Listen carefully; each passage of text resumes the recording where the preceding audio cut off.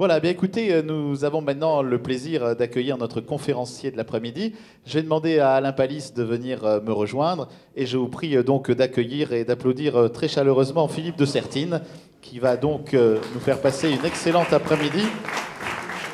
Philippe de Sertine que vous voyez très souvent à la télévision, notamment bien sûr dans cette émission C'est dans l'air. On en parlait hier tellement il y a de gens qui adorent ce programme télévisé. Et puis Philippe est également un grand ami du Forum puisqu'il est venu il y a 3 ans à Arles. Je rappellerai juste les derniers titres de ses ouvrages. Donc Le Guet du Tigre, Le Fantôme de l'Élysée, cette fameuse visite du baron Necker à François Hollande. Et puis Le Talent et les Assassins, donc titre récent encore de Philippe de Sertine. Mais je crois que Alain a envie de nous dire quelques mots avant de passer la parole à notre conférencier. Oui, je voudrais vous dire que l'organisation de ce type de réunion est assez compliquée, surtout quand malheureusement, Alexandre Adler, pour des raisons de santé, est obligé d'annuler sa participation hier matin. Et j'ai le grand plaisir d'accueillir Philippe, parce que nous le connaissons, qu'il avait déjà animé notre forum à Arles, et le remercier surtout chaleureusement de prendre cette affaire au pied levé.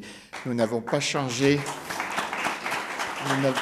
Nous n'avons pas changé le titre de la conférence, tant les sujets se recoupent, se croisent, et dans tous les cas, de toutes les façons, peuvent être traités avec la meilleure des compétences.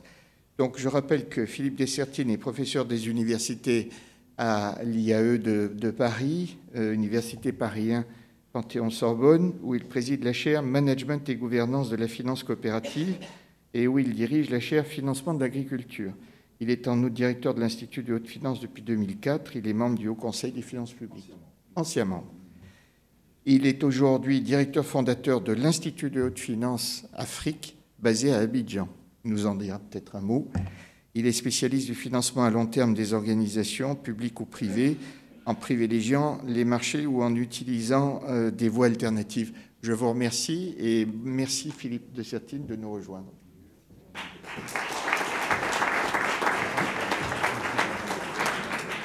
Un micro.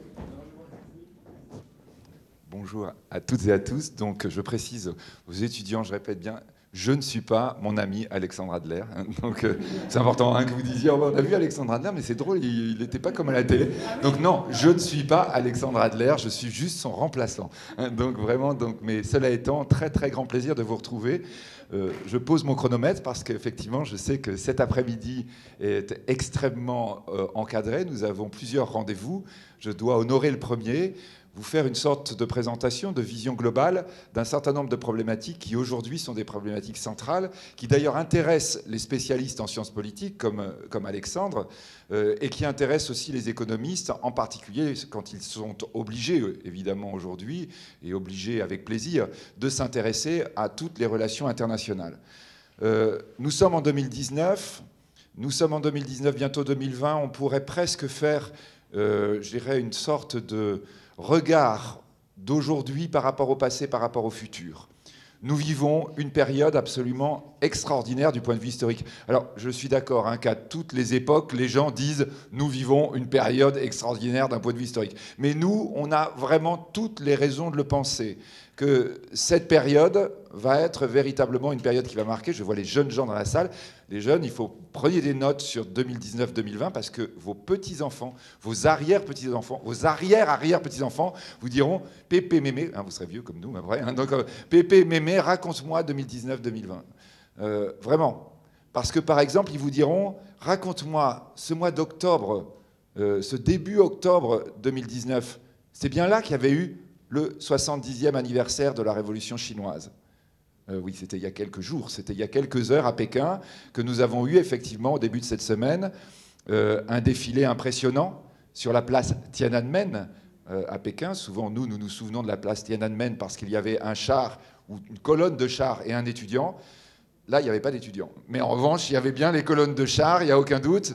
La Chine a très clairement fait une démonstration de sa puissance. Et je crois que lorsque nous allons parler, évidemment, de la problématique économique dans le monde, et notamment autour de l'Afrique, nous devons parler de la Chine. La Chine annonce pour 2049 la place de numéro 1 mondial. Là aussi, pour les jeunes, je dis non, nous ne parlons pas tennis ou nous ne parlons pas football, nous parlons effectivement géopolitique.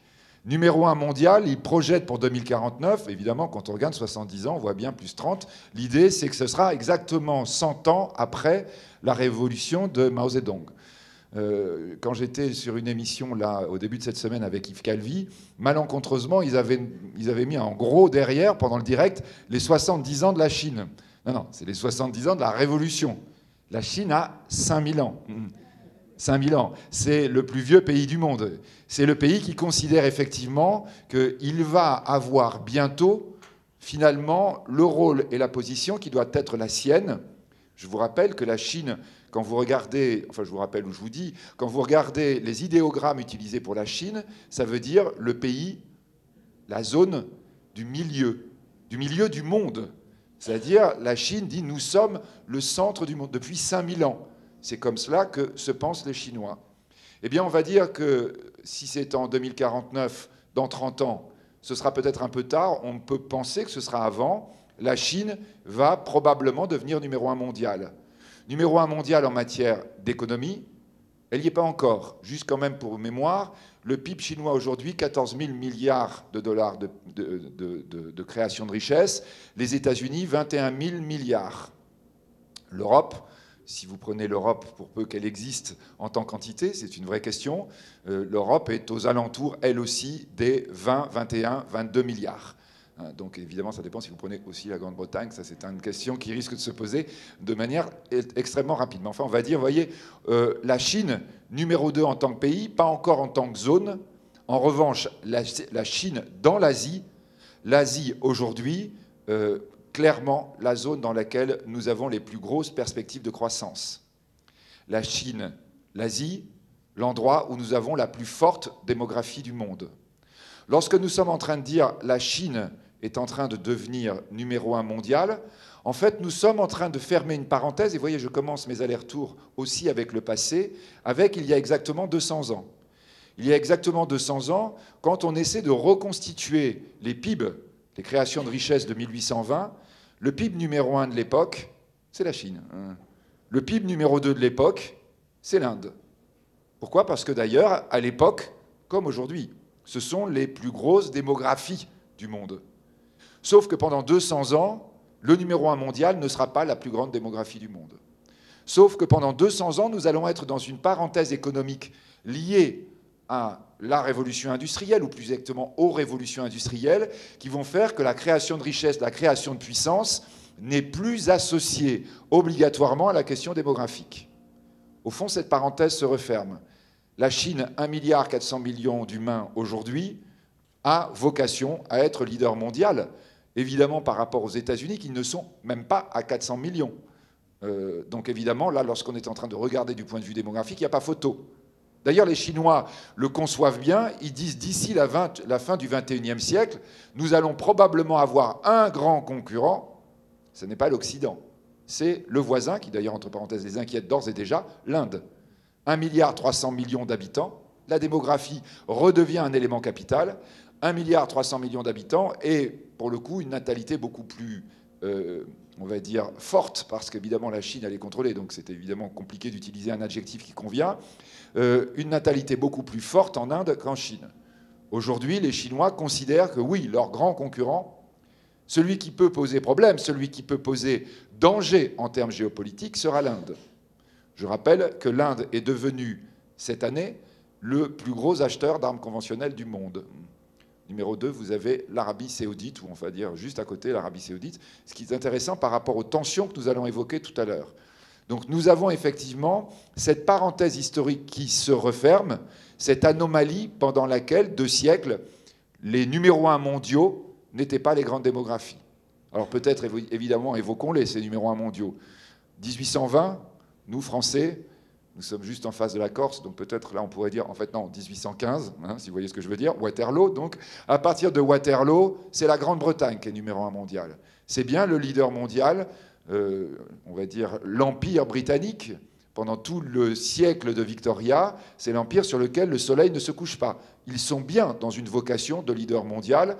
Ce leader mondial, d'ailleurs, qui va assumer, ou qui va plus exactement enfoncer le clou de sa puissance, en battant militairement successivement la Chine et l'Inde. Pourquoi la Chine et l'Inde n'avaient pas le leadership pendant le 19e siècle? Parce que technologiquement, la Grande-Bretagne a effectivement triomphé de ces deux puissances, probablement à l'époque trop tournées vers le passé, pas encore en phase avec les révolutions technologiques qui est en train de se produire. Donc effectivement, la Grande-Bretagne, leader mondial de 1815 jusqu'à quand? Ben, là, évidemment, 1915. Alors on ne va pas dire 14, parce que 14, on partait encore à la guerre en riant, avec des pantalons rouges et en pensant que ça allait durer 2 mois. En 1915, on commence à mesurer à quel point l'Europe est en train de se suicider, à quel point les leaders mondiaux d'avant sont en train probablement de céder leur pouvoir. Ce qui est très intéressant, c'est que le leader suivant, qui s'appellerait les États-Unis, le leader suivant qui pourrait émerger à partir de la Première Guerre mondiale n'émerge pas encore. Et là, vous voyez, quand nous sommes aujourd'hui 100 ans plus tard, on peut avoir peut-être exactement le même type d'écart, le même type de raisonnement qu'on a eu à l'époque, puisque l'émergence des États-Unis est véritablement arrivée au sommet du monde après la Seconde Guerre mondiale, à partir de 1945. Essentiellement d'ailleurs avant, parce que les États-Unis ne le voulaient pas. Il y a 100 ans, aux États-Unis, nous avions un président républicain, nous avons eu d'ailleurs 2 présidents républicains, Hoover et Coolidge, qui étaient isolationnistes, qui étaient pour des barrières frontalières, qui étaient pour le refus d'ouverture des États-Unis au monde. Alors il est vrai qu'ils sortaient d'une guerre mondiale terrible et qu'ils disaient, finalement, être dans les affaires internationales n'amène que du sang et des larmes chez nous. Nous pouvons fonctionner tout seuls. Et à l'époque, effectivement, cette future première grande puissance mondiale, au fond, a refusé son statut. Elle l'a refusé le temps de 2 décennies, pourrait-on dire 3 en comptant celle de la guerre, 2 décennies qui ont d'abord aussi occasionné la plus grande crise économique de tous les temps, 1929, sauf que maintenant les économistes disent la plus grande crise économique de tous les temps, c'est possible que ce soit celle qui a commencé en 2008. Et là, bien sûr, on est avec ces parallèles entre le passé et aujourd'hui qui sont parfaitement troublants. Parce que ce qui s'est passé dans cette entre-deux grandes puissances, avec ce refus des États-Unis de s'intégrer à l'ensemble du monde, avec une montée du nationalisme, avec des poussées de plus en plus complexes du point de vue, on va dire, des velléités guerrières, là aussi, après une grande crise, et au moment où vous avez un grand dérèglement économique, cela résonne bizarrement lorsque nous regardons la situation de notre siècle. Donc oui, nous sommes dans cette situation où il va y avoir le passage de témoin. Le passage de témoin entre les États-Unis, numéro 1 mondial du XXe siècle, et la Chine, numéro 1 mondial au moins du début du XXIe siècle. Et ce passage de témoin, est-ce qu'il doit prendre 30 ans, comme il y a 100 ans? Comme, à la limite, les Chinois l'anticipent en disant 2049, est-ce qu'il doit être plus rapide? Au fond, on ne le sait pas trop. Ce qui est sûr, c'est que, on va dire, la trajectoire qui était jusqu'ici celle de la Chine est une trajectoire qui probablement va s'infléchir et commence même à s'infléchir. La croissance chinoise absolument vertigineuse entre 1989, cette fois-ci je commence à rapprocher le passé. Mes étudiants, ils sont toujours pas nés en 1989, enfin, ça nous fait bizarre. Hein. Donc, mais 1989, c'est effectivement la place Tiananmen que j'évoquais tout à l'heure, et en même temps la chute du mur, c'est-à-dire le début de la mondialisation. C'est le démarrage de la Chine, au départ sous l'impulsion de Deng Xiaoping. À partir de 1989, la croissance chinoise est absolument vertigineuse. Pendant cette décennie incroyable, 90-2000, les Chinois vont avoir des taux de croissance toujours plus élevés d'une année sur l'autre, alors que leur volume augmente. Logiquement, quand vous devenez gros, c'est plus difficile de faire de la croissance que quand vous êtes tout petit.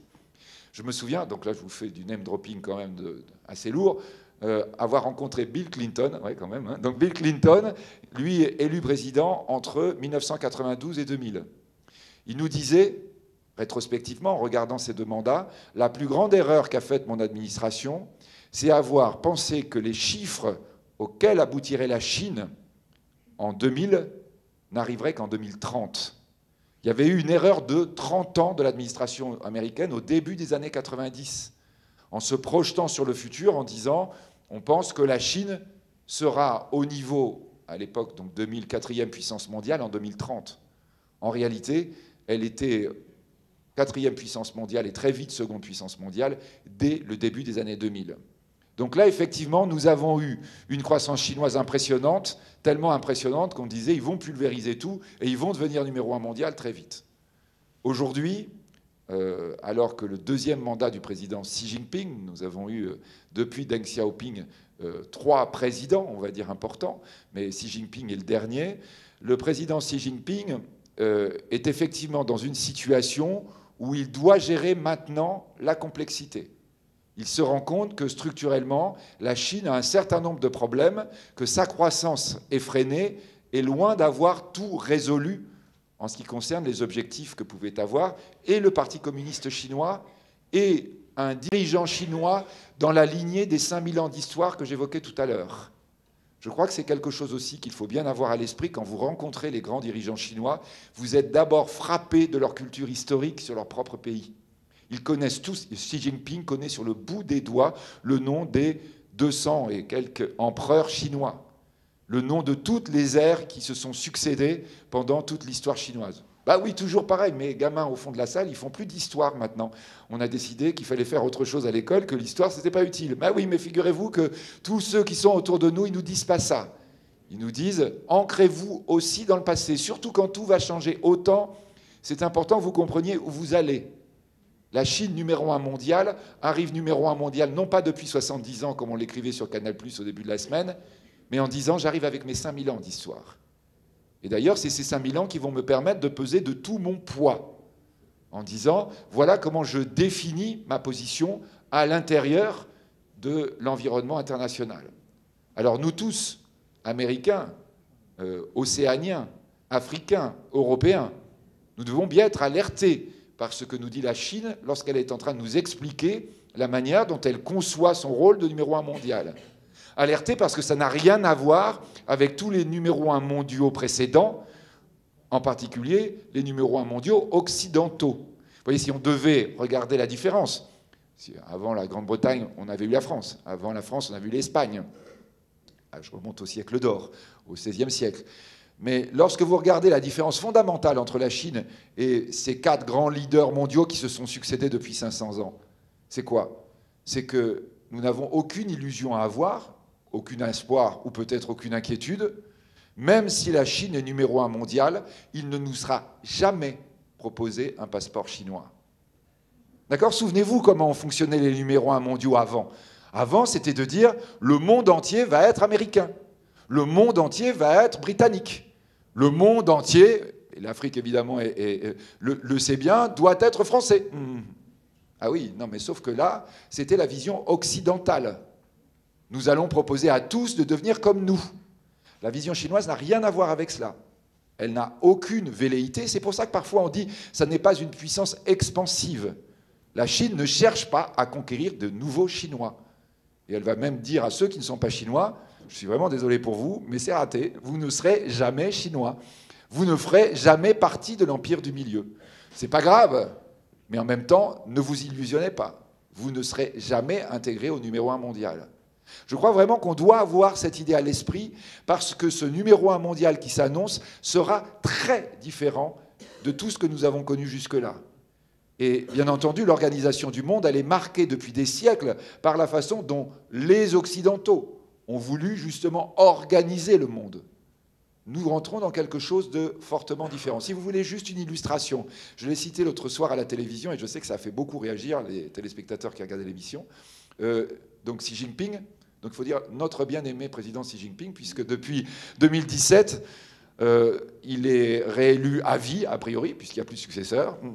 Et on va dire, depuis 2017, il a repris les méthodes, d'ailleurs, mais explicitement, de M. Kang Chang, qui a été celui qui a été en charge de la discipline à partir des années 30 dans le Parti communiste chinois.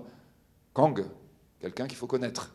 Surtout quand on voit que la Chine va devenir numéro 1 mondial et que manifestement Xi Jinping s'en inspire. En clair, Kang avait été le premier à dire « il va falloir commencer un processus de rectification ». Et la rectification, c'est un très joli mot, mais quand ça s'applique aux gens, c'est un tout petit peu inquiétant. Xi Jinping utilise exactement la terminologie de Kang depuis le congrès de 2017. La rectification a commencé, et la rectification, quand vous êtes en Chine, là pour le coup, même quand vous êtes chinois, vous vous rendez compte que ce n'est pas forcément drôle.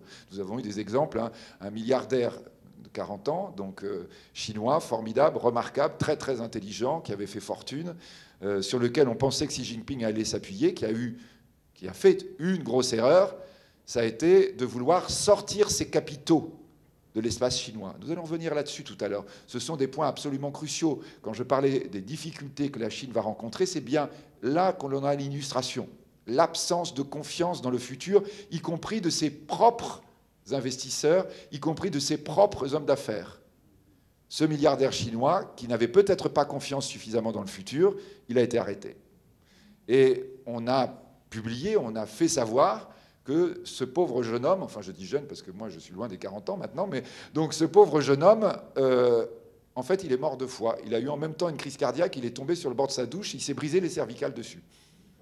On l'a dit comme ça, hein, froidement, en Chine, en disant, bah oui, le pauvre, il a eu 2 accidents, il est tombé, et poum, les 2 en même temps. Bon, évidemment, il est mort. Hein, donc, mort 2 fois, et tout le monde, évidemment, a intégré. A dit, c'est une rectification. Oui, là, c'est une rectification radicale. C'est effectivement notre bien-aimé président Xi Jinping qui fonctionne comme ça. Nous devons avoir conscience de ça. Le pouvoir chinois s'est incroyablement durci. J'ai vérifié quand même, hein, vous m'aviez bien dit, il n'y a pas d'officiel chinois dans la salle. J'aurais peut-être dû commencer par là. Donc,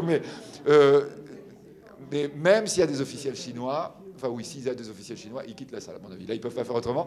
Mais néanmoins, y compris quand vous parlez avec les Chinois aujourd'hui, ils vous racontent ça. Nous avons effectivement un durcissement du régime chinois. Nous utilisons le terme maintenant d'une dictature numérique.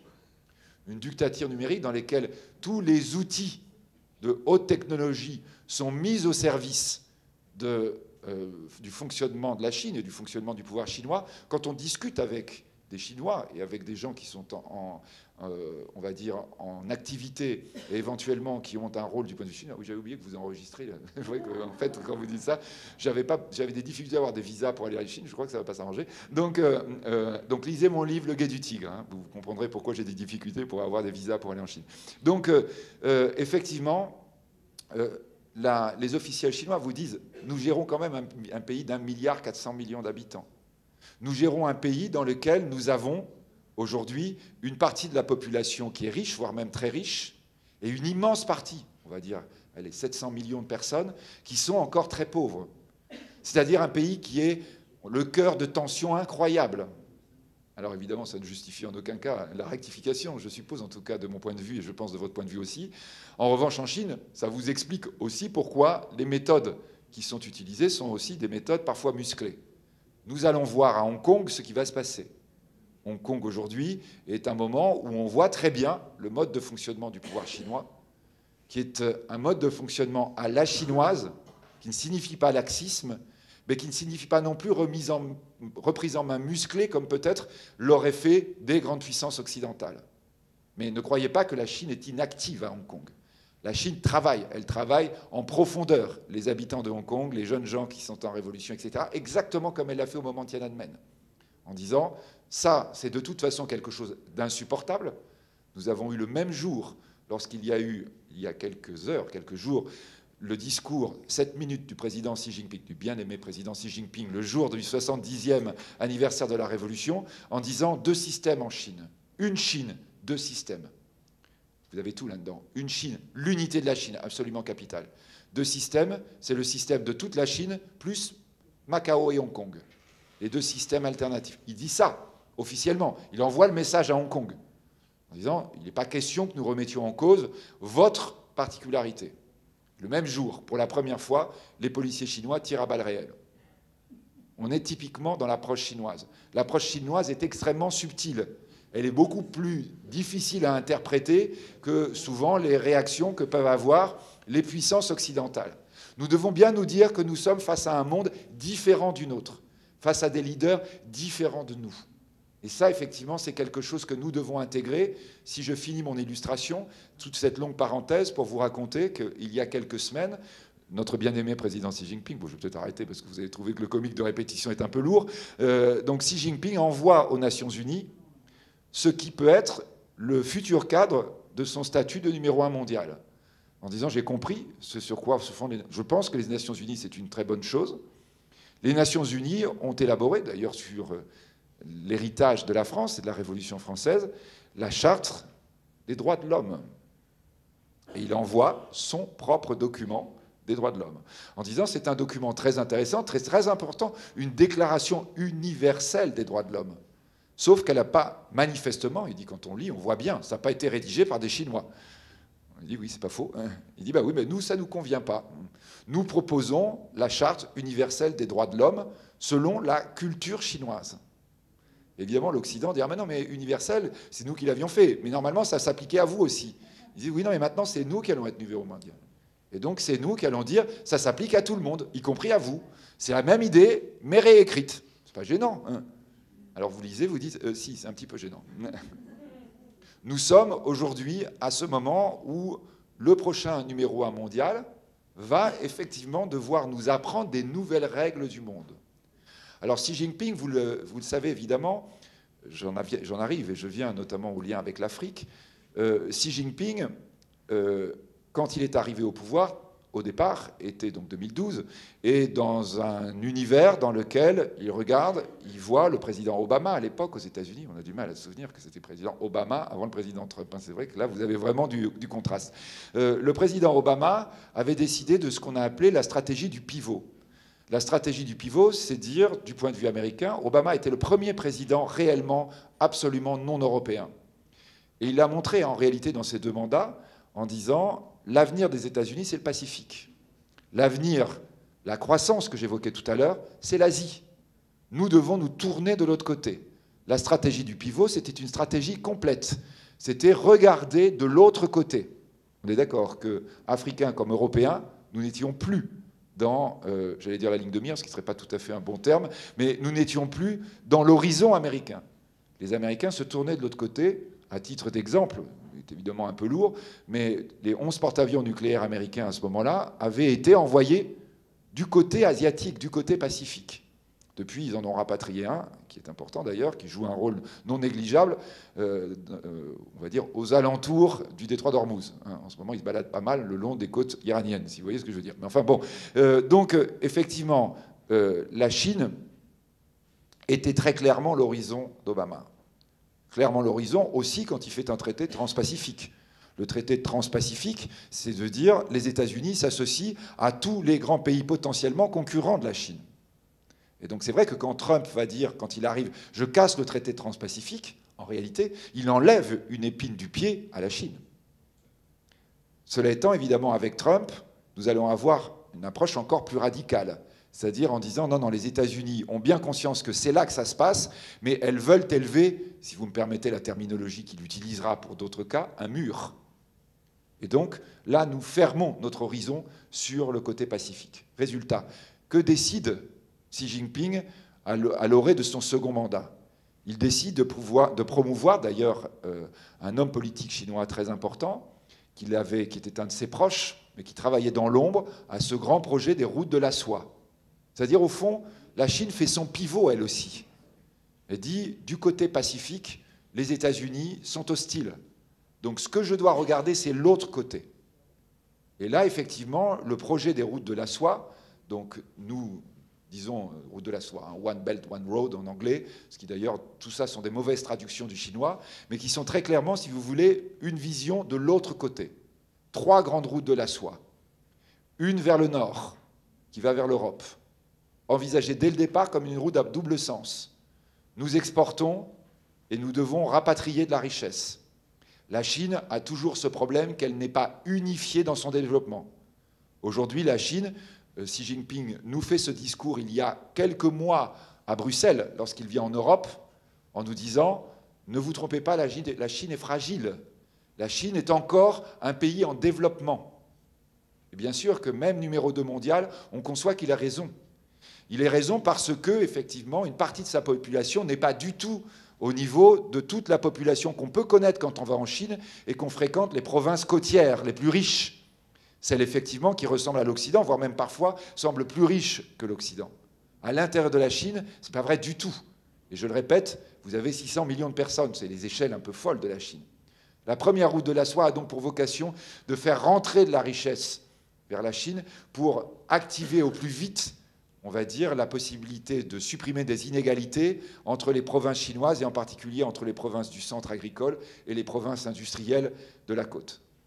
La deuxième route de la soie, elle va vers le Golfe. Et celle-ci, elle est très clairement avec un sens principal. Comme la numéro 3, qui va vers l'Afrique. Le sens principal, c'est le retour vers le milieu. Le retour vers le milieu dont a besoin l'économie chinoise. Nous avons besoin de matières premières. Nous avons besoin d'énergie. Nous avons cette idée d'aspiration des éléments dont l'empire du milieu a besoin. Ces routes de la soie sont très clairement définies de cette façon. Quand vous regardez du point de vue stratégique ce que fait la Chine à ce moment-là, elle va renforcer une position incroyablement bien placée qui s'appelle Djibouti. Vous êtes à Djibouti il y a 40 ans, vous savez que c'était évidemment une base française.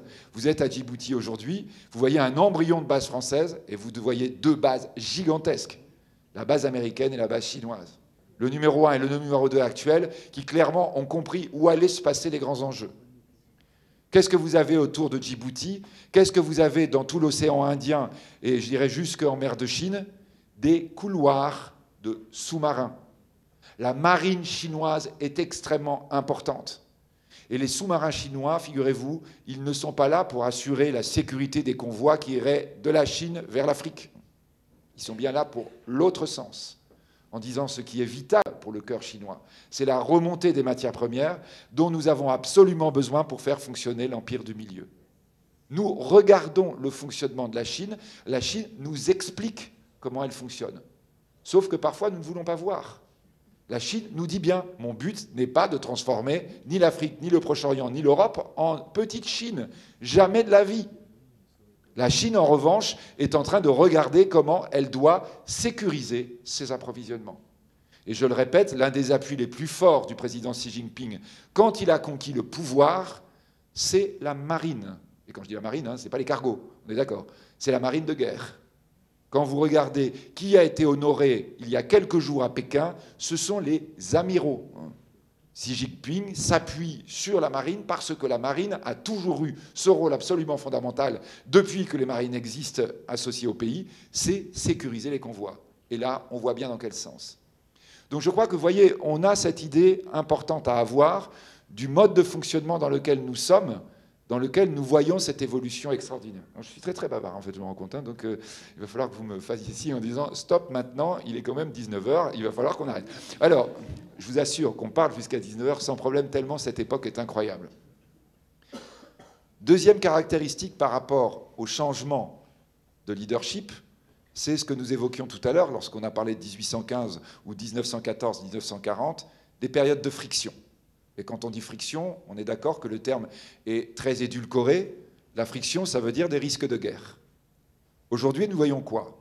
Nous voyons que ce passage de témoin, il occasionne effectivement une montée des tensions clairement autour des deux grandes puissances. Et là, bien sûr, il faut évoquer quelque chose qui nous intéresse parce que ça rapproche singulièrement le problème et de l'Afrique et de l'Europe. C'est le fait que les frictions en ce début du XXIe siècle, elles s'articulent autour, aujourd'hui, d'un élément absolument fondamental qui n'était pas le même il y a 50 ans ou il y a 60 ans.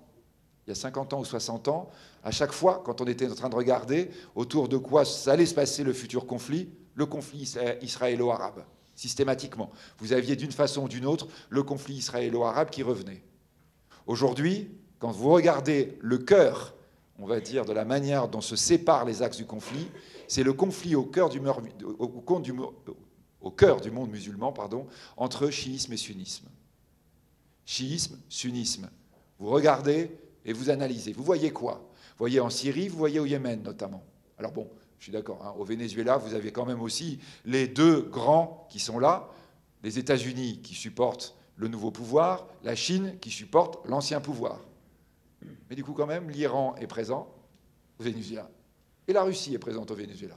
Mais évidemment, quand vous êtes au Proche-Orient, les choses sont beaucoup plus claires. Nous avons le monde chiite minoritaire dans le monde musulman, mais néanmoins qui, du point de vue sunnite, est considéré comme un vrai danger, c'est-à-dire la possibilité d'avoir ce que l'on appelle un arc chiite. L'arc chiite part de l'Iran. Il va vers l'Irak. majorité chiite, qui a été longtemps dirigée de manière laïque. On a eu une guerre pendant 10 ans entre l'Irak et l'Iran, pour que l'Iran souhaitant évidemment remettre au pouvoir un chiite en Irak. Cette guerre se solde par un match nul sanglant, plus d'1 million de morts. Mais nous aurons ensuite 2 guerres du Golfe qui vont faire que le boulot sera terminé, puisque à la fin des 2 guerres du Golfe, nous avons bien un pouvoir chiite en Irak. On surveille ce qui se passe en Irak en ce moment. Là, depuis quelques jours à nouveau, la tension monte très fort en Irak. Et bien entendu, la façon de lire la tension en Irak, c'est majorité chiite par rapport aux minorités sunnites. Les événements qui se sont produits, les morts, parce qu'on tire aussi à balles réelles en ce moment sur les manifestants à Bagdad, ce sont des problématiques autour de la différenciation chiite-sunnite. Vous continuez l'arc. Vous avez donc la Syrie. Syrie, pays à majorité sunnite, dirigé par une minorité chiite. El-Assad. El-Assad, supporté par la Chine. L'Iran, supporté par la Chine. Vous continuez, vous descendez. La Syrie, avec sa minorité chiite, supporte un mouvement chiite, Hezbollah, au Liban, qui est quoi? Qui est le premier opposant à Israël. On voit comment, effectivement, quand je vous disais la friction entre le monde, on va dire le monde arabe et Israël, en fait, c'est décalé peu à peu. Parce qu'il y a de plus en plus des questions qui se posent au sein même du monde musulman. Est-ce que c'est normal que, finalement, ceux qui sont en pointe dans l'opposition à Israël soient des chiites? Vous continuez, vous descendez vers le Yémen, et là, vous vous retrouvez effectivement aujourd'hui avec l'arc de cercle, et avec au milieu de cet arc de cercle, la grande puissance sunnite, celle dans laquelle il y a les lieux saints sunnites et musulmans. Les lieux saints chiites sont notamment en Irak et sont notamment à l'origine des heurts que nous avons eus ces derniers jours. Je parle bien sûr de l'Arabie saoudite. Et nous voyons quoi? Nous voyons en Syrie la Chine qui appuie l'Iran, qui a le droit de prendre le pétrole iranien, et même quand elle n'a pas le droit parce que le président Trump lui dit non, eh bien elle le récupère quand même. Vous vous souvenez de ce qui s'est passé quand Trump renouvelle l'embargo? Qu'est-ce qui se passe? Total s'en va d'Iran. La joint venture qui avait été faite avec la plus grande société pétrolière chinoise, eh bien, n'est plus une joint venture, et maintenant une société chinoise qui exploite directement le pétrole iranien. Les Iraniens continuent à on va dire, absorber le pétrole iranien, qu'il y ait embargo ou pas du point de vue américain. Nous avons à côté des chiites l'allié de la Chine, la Russie. Un allié de circonstance. C'est compliqué pour la Chine, parce que la Chine a évidemment une immense frontière commune avec la Chine. Et avec un énorme... Pardon, la Russie. La Russie a une énorme... Il y en a qui suivent, hein, c'est bien. Donc, la Russie a une énorme frontière commune avec la Chine. Avec un énorme problème, c'est la question démographique que nous évoquions tout à l'heure. C'est-à-dire que quand vous êtes en Mongolie aujourd'hui, vous voyez bien que le problème russe, à terme, est un problème perdu, parce que la pression démographique est chinoise. Pourquoi je dis la Mongolie? Parce que c'est là notamment qu'on a des énormes gisements de pétrole et des énormes gisements de gaz. Les Russes, depuis très très longtemps, ont l'impression que les forages chinois sont légèrement obliques. Et que quand ils mettent l'oreille sur leur propre sol, ils ont l'impression qu'on gratte dessous. Ce qui n'est pas complètement faux. Pour le moment, la Russie et la Chine sont dans une alliance de circonstances. Vous voyez ce que ça veut dire au passage, hein, c'est-à-dire que l'Europe aura un jour, évidemment, à se poser la question, qu'est-ce qu'on fait avec la Russie? La Russie, le pays aux 2 aigles, enfin à l'aigle à 2 têtes plus exactement, la tête qui regarde vers l'Asie et la tête qui regarde vers l'Europe, aujourd'hui est tournée vers l'Asie, mais avec évidemment un jour une question qui se posera, comment faire pour peut-être arriver à gérer la pression terrible chinoise, pression démographique sur laquelle les pauvres 144 millions de Russes n'ont strictement aucune possibilité de réagir. Cela étant, pour le moment, la Russie, elle, a intérêt à bloquer toute avancée occidentale dans les régions sur lesquelles nous avons des chiites. La Russie ne veut surtout pas voir ni Américains, ni Israéliens, ni Saoudiens qui remonteraient en Asie centrale. Par conséquent, alliance objective avec l'Iran, alliance objective avec la Chine. Et puis si on termine par ce tableau étrange, on doit rajouter un pays, alors là, sunnite, lui, il n'y a pas de doute, mais qui a, du point de vue sunnite, quelques problèmes avec la dominante sunnite. Ce pays, c'est la Turquie. Là, tout d'un coup aussi, c'est très proche, hein, c'est le Proche-Orient, très très proche de nous. Très proche de nous lorsque nous sommes à Marseille. La Turquie est dirigée par un dirigeant sunnite, Erdogan, alors qu'autrefois il était dirigé par un dirigeant laïque, depuis la révolution de 1923, celle d'Atatürk, celle qui fait de la Turquie l'ancien empire ottoman, l'ancien cœur du monde musulman, qui en fait un pays laïque. Atatürk, lui aussi, veut être encore en fonction jusqu'en 2023. Il veut être là pour le centenaire.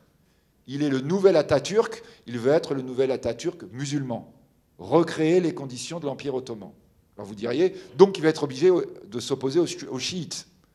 Ben non, parce qu'à l'intérieur de la Turquie laïque, vous aviez une grande puissance sunnite traditionnelle, cette grande puissance qui devait être en exil parce que les Américains considéraient effectivement qu'il n'était pas question que la Turquie puisse repasser dans une approche religieuse. Alors, on va dire, cette puissance religieuse sunnite qui devait être en exil, elle était en exil où? Elle est en exil où, à votre avis? Dans le Massachusetts. Donc on voit quand même qu'il y avait un lien relativement fort. Donc effectivement, cette puissance sunnite très forte dans la population et dans la société turque, cette puissance sunnite que l'on appelle Gülen, elle a probablement, on ne sait pas trop, mais été en partie à l'origine de la tentative de putsch qui s'est passée pendant l'été 2016 contre le président Erdogan. Et évidemment, comme je vous ai dit qu'ils sont dans le Massachusetts, le président Erdogan a dit « je comprends qui ne m'aime pas, donc je comprends avec qui je dois aller ». Vous ne m'aimez pas, eh bien, vos ennemis sont mes amis. Et du coup, la Turquie a commencé à balancer de plus en plus dans le camp chinois, russe, iranien. Et donc on voit effectivement ce côté un peu étrange aujourd'hui de cette alliance qui ressemble quand même furieusement, quand on revient tout à l'heure aux situations explosives on va dire, du début du XXe siècle, au Balkan de 1914. En face, vous avez donc le monde sunnite autour de l'Arabie saoudite, appuyant l'Arabie saoudite, les États-Unis, appuyant parce qu'on a le problème Hezbollah, l'Arabie saoudite et les États-Unis, Israël, et appuyant tout ça, les Européens. Nous nous retrouvons avec cette problématique. Et avec cette exportation assez rapide des conflits qui arrivent sur les contours de l'Afrique. On retrouve ce problème sur le Soudan, on retrouve ce problème sur l'Égypte, et on retrouve ce problème qui peu à peu rentre à l'intérieur du territoire africain. Évidemment, le Mali, la question libyenne, etc., nous ramène en fait à la manière dont ce conflit égrène un peu partout, un peu comme un cancer qui se métastaserait. Nous sommes dans cette situation de friction, nous sommes dans cette situation dans laquelle, deuxième caractéristique très forte, des oppositions qui sont des oppositions extrêmement dures, qui peuvent assez rapidement dégénérer, sinon dans des conflits, au moins dans des situations qui pourraient, par exemple, provoquer du dégât économique. Aujourd'hui, lorsque vous faites des prévisions sur les années 2020, 2021, 2022, l'un des grands aléas que l'on donne, c'est l'aléa géopolitique. En disant, attention, nous sommes dans des situations où un peu partout, ce conflit potentiel que l'on évoque peut ressurgir. Si nous avons un drone iranien, imaginons, qui attaquerait des exploitations pétrolières saoudiennes, on dit énorme danger. Bon, si c'est un drone, ça va, il n'y a pas de mort, ça va. Si le drone iranien attaque un pétrolier, mais qui tue personne, eh bien nous avons le président américain aujourd'hui qui fait semblant d'appuyer sur le bouton. Enfin, je vous rappelle, c'est quand même là-dessus que nous avons fait des commentaires pendant des mois. C'est-à-dire en disant, les États-Unis vont réagir, Donald Trump disant, on y allait, mais 10 minutes avant, je me suis dit, Donald, calme-toi. C'est les nouvelles relations internationales. On est d'accord, quoi. On est dans la zone de friction où tout le monde dit, c'est qu'un drone. Quand on arrête, on va essayer de couler un porte-avions, on prend l'équipage pour pas qu'il y ait de morts. Donc c'est quand même, vous voyez, tout le monde est très très prudent, mais quand même la tension est forte. Quand on coule le porte-avions, il n'est pas question non plus de bloquer le détroit. Donc on dit, bon, le pétrolier, on ne veut pas bloquer le détroit. Donc on la raisonne, on lui casse les moteurs, mais il est à l'endroit où il gêne personne. Donc tout ça, évidemment, ne doit pas nous étonner. Nous sommes dans cette zone de friction, tout le monde considère bien que nous sommes dans une zone de friction, qu'elle est complexe et qu'il faut faire attention. Alors évidemment, à tout moment, il peut y avoir des bascules. Il peut y avoir des bascules, il peut y avoir des montées en tension que l'on n'aura pas prévues.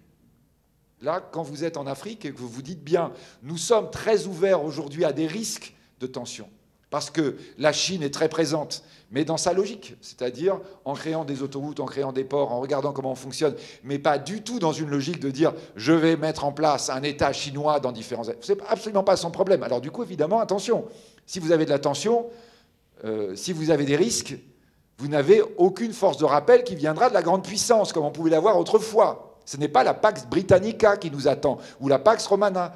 La Pax chinoise, elle sera en Chine. Dans le reste du monde, ce sera juste une observation partielle.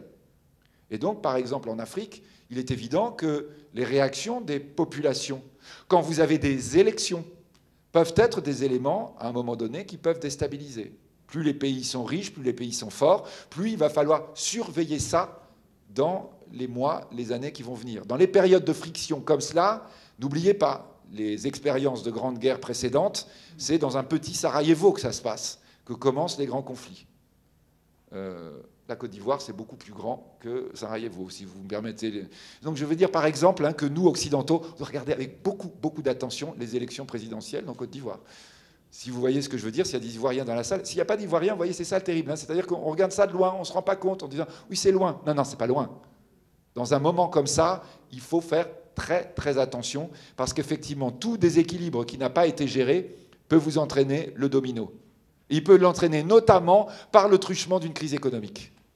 La crise économique qui démarrerait beaucoup plus fort qu'on l'a prévu, c'est un risque très fort que les populations vous échappent. C'est-à-dire qu'elles ne votent plus du tout comme prévu. Et que peut-être même elles soient prêtes à déstabiliser des régimes qui semblaient des régimes établis, y compris les démocraties. La leçon des années 30 est toujours à retenir. La crise économique est probablement la plus grande condamnation des élites potentielles que vous allez avoir ensuite aux prochaines élections. Quand le système ne marche pas pour produire de la richesse, pour produire du travail à vos enfants, alors là, vous dites le système est gangréné à la tête. Et c'est là que vous remettez en cause les élites. Ça s'est passé dans les années 30, nous avons exactement les mêmes types de mécanismes aujourd'hui. Donc attention, là, à avoir des dérapages de ce point de vue.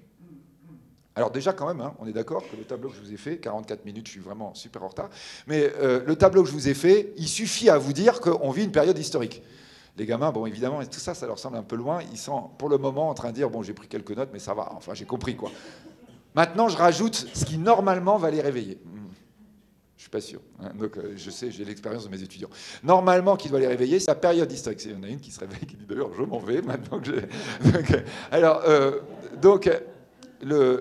je dirais, l'autre élément historique, que pour le coup, on n'a jamais vécu, c'est le fait que la planète est en danger. Oui, par rapport à tout ce qu'on vient de dire là, vous avez quand même pas mal de choses importantes. On va dire, oui, elle est en danger du point de vue des humains. Oui, elle est en danger du point de vue des humains, mais pas à cause des bombes atomiques.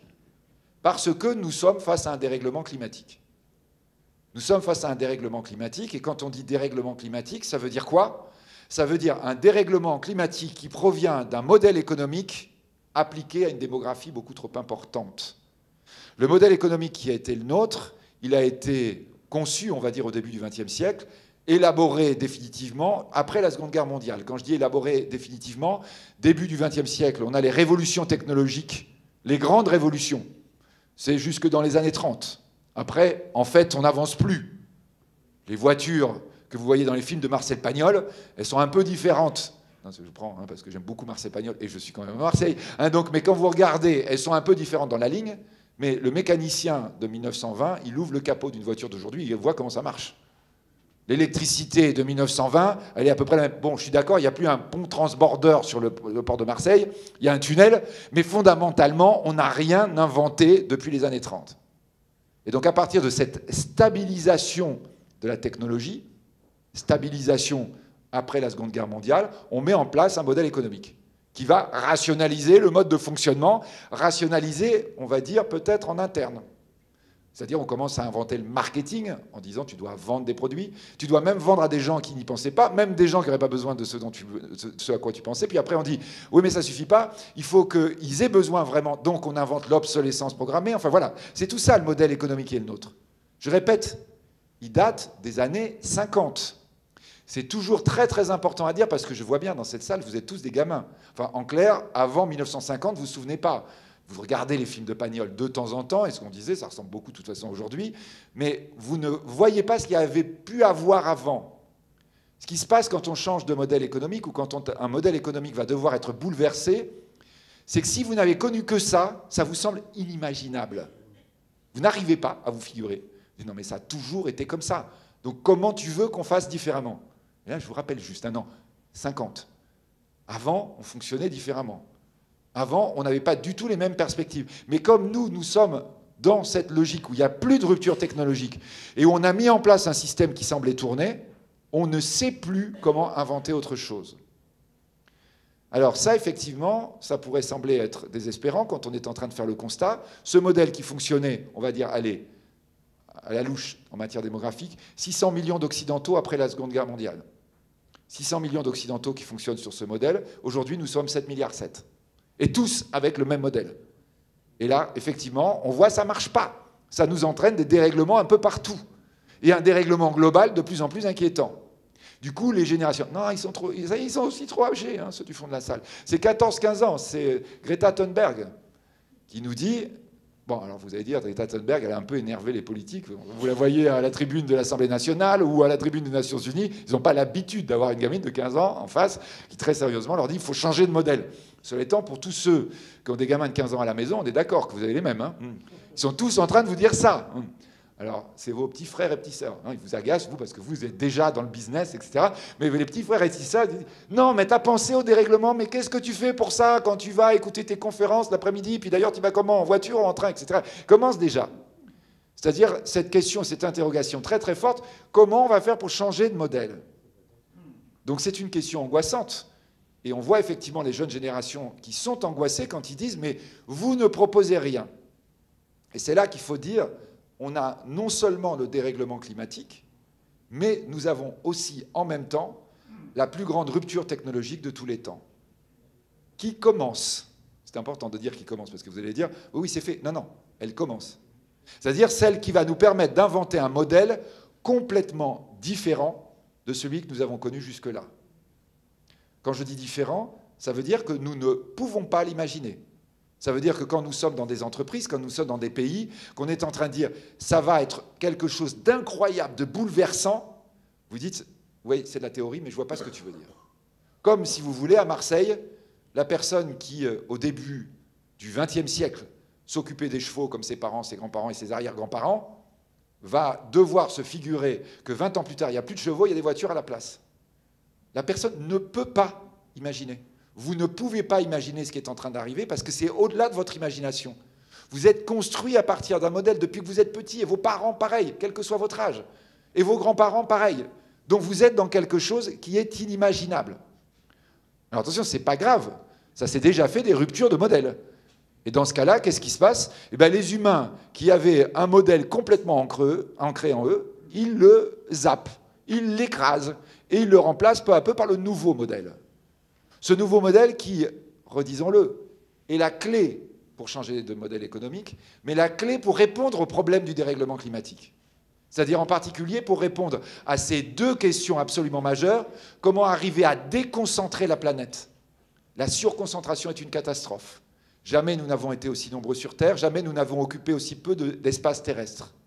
Ce que nous voyons en France, ce que nous voyons en Afrique, ce que nous voyons en Asie. Et à chaque fois, quand nous sommes dans des mégalopoles, nous voyons des problèmes insondables, déjà dans la gestion des populations, dans la façon dont elles vivent au quotidien, mais aussi dans la façon dont ces mégalopoles détériorent complètement le climat, non seulement autour de la ville, mais globalement sur la planète entière. Et lorsque nous évoquons cela, c'est tout simple. Vous avez juste qu'à regarder, quand vous arrivez de Nice, arrivez vers Marseille, et que vous voyez, même quand il n'y a pas de vent, même quand il y a du vent, et même quand il fait beau, ces espèces de nuages incroyables au-dessus de la ville. Quand vous êtes en train de regarder la manière dont parfois on commence à avoir un peu mal à la tête et qu'il ne faut surtout pas s'arrêter au cœur du tunnel Prado-Carénage. Enfin voilà, vous êtes avec ces choses dont on a presque pris l'habitude en disant « Ah oui, mais on ne peut pas faire autrement ». Si, on peut faire autrement. Mais donc il faut avoir des solutions technologiques pour que les gens n'aient plus, par exemple, à se déplacer sans arrêt. On est d'accord, hein, la question du déplacement, ça commence, hein. C'est-à-dire que vous commencez à avoir, du point de vue des compagnies aériennes, l'idée que Greta Thunberg et ses petits frères et sœurs et ses petits cousins et cousines du monde entier sont en train d'expliquer à leurs parents « tu ne prends plus l'avion ». Et que les parents commencent à obéir. C'était il y a 3 mois, 4 mois que le mécanisme, le mouvement a commencé. C'est-à-dire qu'on est dans un truc incroyable. Le changement de modèle, il commence devant nous à une vitesse absolument prodigieuse. Nous sommes bien effectivement dans ce moment où le modèle peut répondre à cette première question, la déconcentration, et peut répondre à la deuxième question qui est la sobriété énergétique.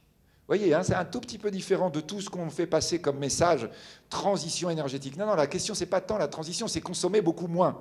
C'est pas dire la solution, c'est les voitures électriques. La solution, c'est beaucoup moins de voitures, parce que j'en aurais pas besoin.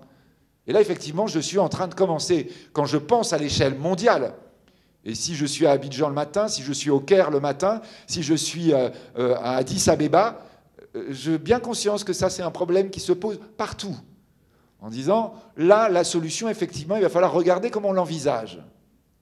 Donc c'est un modèle de sobriété, c'est un modèle déconcentré. Ce qui est absolument passionnant, c'est que la rupture technologique nous envoie vers ce modèle-là. La rupture technologique, on va aller très vite. Encore un tout petit peu de temps. La rupture technologique, elle est assise sur quoi? Sur une révolution scientifique. Si vous regardez dans le passé, là je vous ramène au XVe siècle, l'imprimerie, c'est une révolution scientifique. Si on revient sur le machine à vapeur, si on revient sur l'électricité, si on revient sur le moteur à essence, on est dans des révolutions scientifiques. Eh bien, la révolution scientifique qui a commencé à nous faire changer de modèle, c'est une révolution mathématique. C'est-à-dire la gestion des grands nombres. La gestion des grands nombres, en anglais on appelle Big Data, c'est la plus grande révolution de notre époque. C'est la plus grande révolution de notre époque, c'est la plus grande rupture, celle qui irrigue absolument tous les éléments de notre vie. C'est celle-ci qui permet le numérique. C'est celle-ci qui permet des nouvelles recherches en médecine, qui permet des nouvelles recherches dans l'industrie, dans la manière dont on va produire de l'industrie 3D. C'est celle-ci qui nous permet des recherches dans la façon dont on va fonctionner nous-mêmes, dont on va regarder les humains. C'est quelque chose d'absolument prodigieux, qui irrigue en ce moment absolument toutes les manières dont on peut décliner cette logique de gestion des grands nombres. Ça veut dire quoi, effectivement? Ça veut dire que pour gérer les grands nombres, vous allez avoir une vision mathématique qui tranche avec tout ce qu'on avait connu jusque-là. Pour aller vite, c'est l'algorithme. C'est une approche nodale, par nœud. Pour gérer les grands nombres, il ne faut pas les rassembler, il faut les traiter où ils sont. Ce qui est intéressant, c'est que l'emblème de la rupture mathématique, commence à être ce que le monde entier utilise comme modèle de pensée. La pensée à plat par des nœuds. On est d'accord? Vous êtes en train de parler aujourd'hui de blockchain. C'est quoi blockchain? C'est dire je ne rassemble plus dans un ordinateur. J'utilise des chaînes d'ordinateurs. Nous sommes en train de regarder la manière dont on envisage Internet. Nous sommes en train de regarder la manière dont on commence à envisager le mode de fonctionnement des humains eux-mêmes. Aplatissement. On ne rassemble plus les gens comme avant. Ça, c'était la révolution industrielle du 19e siècle. On aplatit. L'approche nodale, elle est utilisée partout. Et ça y est, si on devait un signe qui devait nous montrer à quel point elle va être quelque chose d'incroyable, elle est dans les entreprises. Dans les entreprises, ça y est, on est en train de vous dire, la hiérarchie, c'est fini. Vous allez commencer à aplatir votre entreprise dans son mode de fonctionnement. D'ailleurs, vous allez commencer à éclater l'entreprise. Tous les grands groupes sont en train de dire, je crée des petites entités à côté. De plus en plus de petites entités. D'ailleurs, à la fin, il n'y aura plus rien au milieu. Il n'y a plus de noyau. On n'a plus besoin de centraliser. On a besoin de relier les petites entités les unes aux autres. Si vous commencez à regarder autour de vous, vous vous rendez compte que notre mode de fonctionnement est en train de se, on va dire, mimétiser, je ne sais pas si on peut dire, devient par mimétisme ce qui représente cette avancée mathématique. Vous voyez ce que ça veut dire du point de vue, nous, occidentaux, nous, ici, quand on va avoir des élections l'année prochaine autour des problématiques de ville. Non, oui, mais dis donc, la ville... Le Grand Paris, vous voyez, la grande stratégie française, c'est pas un truc du 19e siècle, ça. Hein. On est en train de rassembler, là, on n'est pas du tout en train d'aplatir.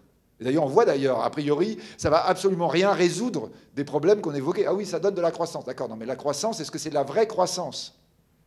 Nous avons ces vraies questions à poser, y compris à Marseille, quand on dit « Non, non, on ne veut pas du Grand Paris, on veut le Grand Marseille ». Oui, non, mais ça revient au même. Hein. C'est-à-dire que tu es aussi en train de penser les choses en disant « Comment je fais pour rassembler les gens, pour les ramener tous les matins sur leur lieu de travail ?» Non, non, c'est pas ça le problème. C'est aplatir. C'est-à-dire comment tu fais pour que les gens puissent travailler partout où ils sont. Vous voyez, si vous avez un emblème de l'aplatissement, c'est Amazon, qui vous dit « L'hypermarché, c'est fini ». Tu vas plus le samedi après-midi avec ta bagnole, avec la famille, d'abord faire les courses dans le chariot, puis après manger au flunch, puis ensuite au cinéma.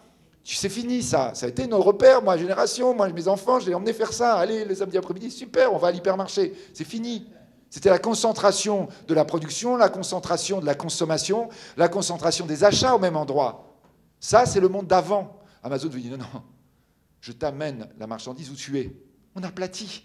C'est pour ça que c'est l'entreprise qui vaut le plus cher du monde aujourd'hui. Parce que c'est l'entreprise qui est complètement en pointe dans ce changement profond que l'on a absolument partout. En disant, ça coûte cher Amazon, mais ça coûte beaucoup, beaucoup plus cher d'amener des gens au supermarché et d'amener des voitures tous les jours et d'avoir l'ensemble des réseaux qui vont te permettre d'avoir les gens à l'hypermarché. Mais Amazon va même plus loin en disant, mais attends, mais même l'achat, en fait, ça consomme beaucoup trop. Je vais écarter du cerveau humain ce qui est l'idée de l'achat, ce que vous avez le matin en disant, tiens, il faut que j'achète du beurre. Eh oui, mais ça vous prend du cerveau, ça. Vous voyez, il y a 100 ans, ça ne venait pas à l'esprit de nos arrière-grands-parents. Tiens, il faut que j'achète du beurre, il faut que je change les chaussures. Non, ils n'y pensaient pas. Nous, nous y pensons tout le temps. D'ailleurs, si on n'y pense pas, vous avez toutes les pubs sans arrêt qui vous disent « Vous avez pensé qu'il y a une promotion au magasin à côté ?» Là, ce qui est en train de se passer, Amazon est en train de dire « J'aplatis le truc, j'écarte tous ces machins de l'ancien modèle. » C'est-à-dire, tu as besoin de beurre, eh bien, je vais te l'amener avant même que tu y penses. Le matin, quand tu ouvres tout ton réfrigérateur, tu dis « Ah, j'ai plus de beurre. » Et tu vas voir, dans ta boîte aux lettres, tu as la plaquette de beurre. Donc, tu n'y penses même plus. Ton cerveau écarte des éléments qui étaient le modèle ancien. C'est ça qui est en train de se produire aujourd'hui. C'est ça qui commence. Nous sommes aux prémices de ça. On est d'accord hein, que quand on est en train de parler valeurs, quand du point de vue africain, on est en train de dire c'est quoi les chaînes de valeurs sur lesquelles on doit être positionné? Il y a une erreur majeure à ne pas faire, c'est d'être focalisé sur le truc d'avant. Ah oui, vous devez absolument avoir un grand réseau pour avoir le paiement avec les cartes bancaires. Enfin, vous voyez, tous les Africains aujourd'hui, évidemment, ça leur parle quand je dis ça. Mais il y a 5 ans, tout le monde aurait dit oui, mais c'est une catastrophe. Combien je connaissais l'Afrique, des gens qui disaient, vous vous rendez compte, nous, j'adore chez vous, on n'a pas, nous, par exemple, de distributeurs de billets, c'est pas possible. Enfin, mais quand on aura ça, il faut l'électricité, il faut mettre en place des structures, il faut des banques sûres. Enfin, vous vous rendez compte, ça prendra des années. Ça, c'était toujours le grand leitmotiv. Ça prendra des années. L'Afrique, elle est arrivée beaucoup plus vite en disant, c'est quoi la monnaie? C'est quoi le besoin que j'ai de monnaie physique? Il n'y en a pas. C'est quoi le besoin d'une carte bancaire? J'ai un téléphone, ça suffit. Si j'ai un téléphone sécurisé, clac, clac, clac, je peux payer partout. Nous sommes en train d'inventer un peu partout des solutions que les Africains ont commencé à mettre en place parce qu'ils en avaient besoin. On est d'accord qu'il y a un truc fondamental là-dedans. C'est que vous devez avoir un réseau. C'est-à-dire c'est beaucoup plus important d'avoir un réseau que d'avoir du TGV. Il faut d'ailleurs parfois le rappeler, même en France, hein, je vous le signale au passage, parce que nous sommes quand même les spécialistes des zones blanches. On parle de la 5G, juste pour rire, vous essayez d'avoir la 4G dans Paris. Quand même, quoi, le grand Paris, quoi, au cœur de Paris. Vous êtes dans l'appartement que j'occupe, centre de Paris. Non seulement vous n'avez ni 4G ni 3G, mais vous n'avez même pas le téléphone. Vous êtes obligé de sortir à la fenêtre. Une grande capitale mondiale. Et on va dire, oui, non, mais il faut qu'on continue l'équipement TGV, qu'on fasse des grands métros pour que vous puissiez aller à Défense. Non, je n'ai pas forcément besoin d'aller à Défense. En revanche, quand je suis en train d'essayer d'avoir une connexion Internet, ce serait bien que je n'ai pas à aller sur le balcon. On est d'accord que quand on pense le développement sur ces nouvelles valeurs, c'est comme ça qu'il va falloir envisager la chose. Quand on est en train de dire, on reconsidère combien vaut l'acte d'achat, combien vaut la distribution, combien vaut le fait d'amener de la marchandise à un endroit. Ce n'est pas du tout la même chose quand vous projetez sur le futur que quand vous êtes en train d'utiliser votre rétroviseur. L'énorme danger des grands plans stratégiques, et les politiques évidemment, ils préfèrent faire des plans stratégiques avec rétroviseur, parce que vous vous souvenez de ce que je vous ai dit. Les gens à qui ils parlent ne peuvent pas imaginer ce qui va arriver. Donc si vous commencez à leur parler de trucs un peu abstraits, ils ne vont pas voter pour vous. Ils vont dire, je ne comprends rien à ce qu'il me dit là. C'est quoi ce truc mathématique? Je n'y comprends rien, ça me fait peur. Alors on leur dit, non, non, rassurez-vous, on va faire un métro. Ah, ben voilà une bonne nouvelle.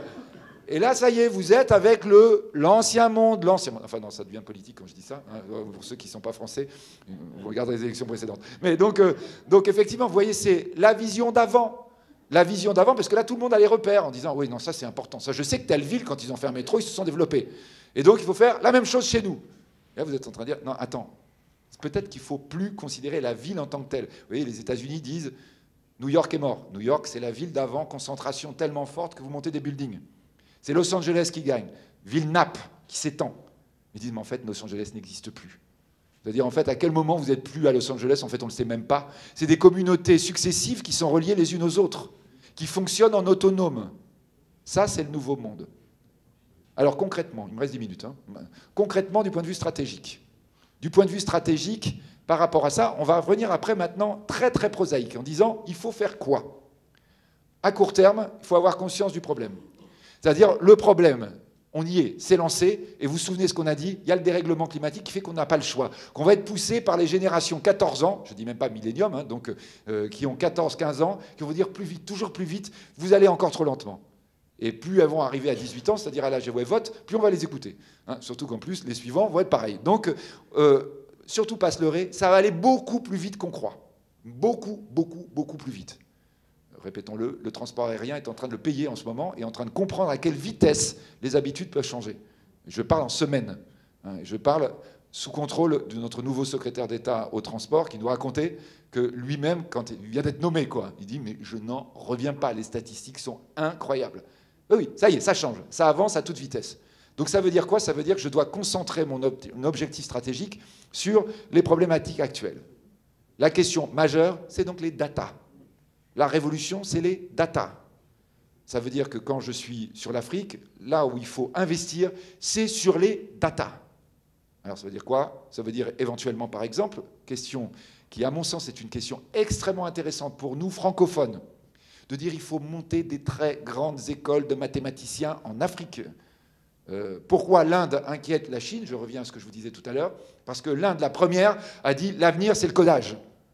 Et ils ont commencé à faire apprendre le codage à des générations d'Indiens, sauf qu'ils sont effectivement 1,3 milliard. Du coup, ça avait beaucoup de monde. Amazon, à eux tout seuls, en ce moment, ils captent, puisque vous avez Trump qui est passé par là, ils captent la quasi-totalité du quota d'immigration indienne autorisé aux États-Unis. Parce qu'ils disent, on a des codeurs incroyables, on a des génies, là, nous, on veut les prendre. Non, non, ils ont juste été formés, ils ont juste anticipé le truc. Les gosses, ils sont formés depuis le début à ça. Quand vous allez les voir... Quand vous êtes à Mumbai ou quand vous êtes à New Delhi, vous vous dites oh là là, mais ils sont dans des conditions terribles. Oui, non, mais sauf que leur cerveau, il marche très très bien. C'est la matière grise demain, la grande énergie. C'est la matière grise sur laquelle il faut travailler au plus vite. École, mathématiques.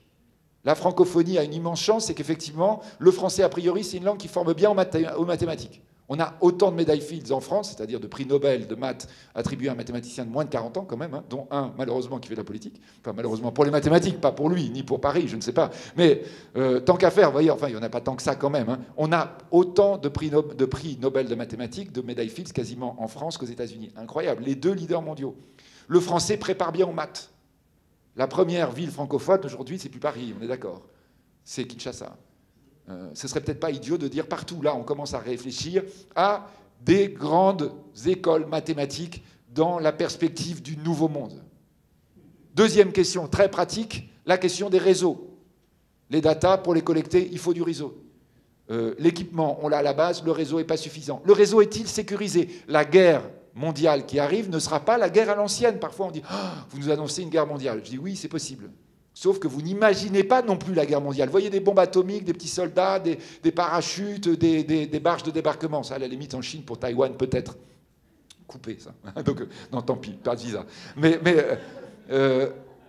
la guerre de demain, la guerre d'avant, c'était quoi? C'était empêcher la puissance du voisin. On allait lui piquer de la terre agricole, évidemment, quand on était avec l'agriculture qui était le cœur de votre puissance. On allait tuer les gens, parce que les gens, c'était des agriculteurs en puissance. Aujourd'hui, c'est fini. Il suffit de capturer vos datas. Il suffit de casser votre réseau. Vous n'avez même pas besoin de tuer les gens. Hein. Vous faites une vraie attaque sur le réseau, c'est fini. Il n'y a plus aucune production de richesse. Et donc, vous avez obtenu ce que cherche toujours une guerre, c'est que le voisin ne puisse plus produire de richesse. Vraie question sur la sécurité. Sécurité des réseaux. Nous avons une question pratique à très court terme, c'est le cloud. Nous sommes tous en train de mettre nos données sur le cloud. Les datas. Il faut avancer très vite. Greta est derrière en train de dire changer de modèle. Qui a un cloud? Moi. C'est l'américain. Moi, le chinois. Qui d'autre? Personne. Ben oui. Vos clouds sont tous, en ce moment, des fromages de gruyère ouverts à, on va dire, des grandes puissances étrangères. Afrique, Europe, nous devons penser cette question en urgence absolue. On peut même se demander si on n'a pas déjà perdu la guerre du cloud. Comme on avait perdu la guerre de Google et d'Amazon. On est d'accord, on n'aime pas les GAFA. Oui, mais pourquoi on n'en a pas fait? Pourquoi on n'en a pas fait? Ça coûte cher? France plus Allemagne, 10 000 milliards d'épargne. Je parle bien de dollars ou d'euros. Donc ça veut dire qu'on a la capacité de faire ça. On ne l'a pas fait. Donc effectivement, sur le cloud, ce n'est pas 10 000 milliards. Hein. Beaucoup moins que ça, et ben on ne l'a pas fait non plus. Il est peut-être encore temps. En tout cas, il faut mobiliser les efforts là-dedans. Il faut y aller à toute vitesse. Mais qu'est-ce qu'on a juste derrière? On a blockchain, ce que j'évoquais. Blockchain, oui, mais ça c'est très concret. C'est tout d'un coup Facebook qui dit « je vais inventer une nouvelle monnaie ». Vous voyez, on est bien dans quelque chose qui est beaucoup plus profond qu'un machin où on dit « oh là là, qu'est-ce qu'ils sont en train d'encore faire? C'est quoi ce machin? C'est une mode nouvelle ». Non, non. Changement de valeur. La notion de valeur monétaire économique est en train de changer. Changement du rôle de l'État. Difficulté pour l'État d'avoir la représentation de sa puissance. Logique de data qui sont extrêmement importantes. Vous vous rendez compte si vous avez la monnaie? Ça veut dire qu'à chaque fois que vous avez un échange, vous avez de la donnée. C'est-à-dire que là, si la course, c'est avoir la data, si vous tenez la monnaie, vous tenez tout. Et on est en train de regarder à Genève, Facebook arrive avec PayPal quand même, avec Mastercard, avec Uber.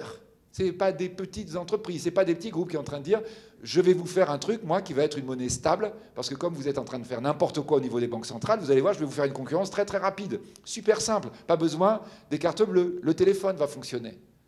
Et je vais avoir non seulement un moyen de paiement super stable, mais je vais aussi avoir un moyen de collecter de la donnée incroyable. » Ça, ce sont les grands éléments sur lesquels on doit se positionner. On est d'accord qu'une monnaie qui arrive du point de vue électronique, qui fonctionne avec le téléphone, ça veut dire quoi du point de vue de l'Afrique?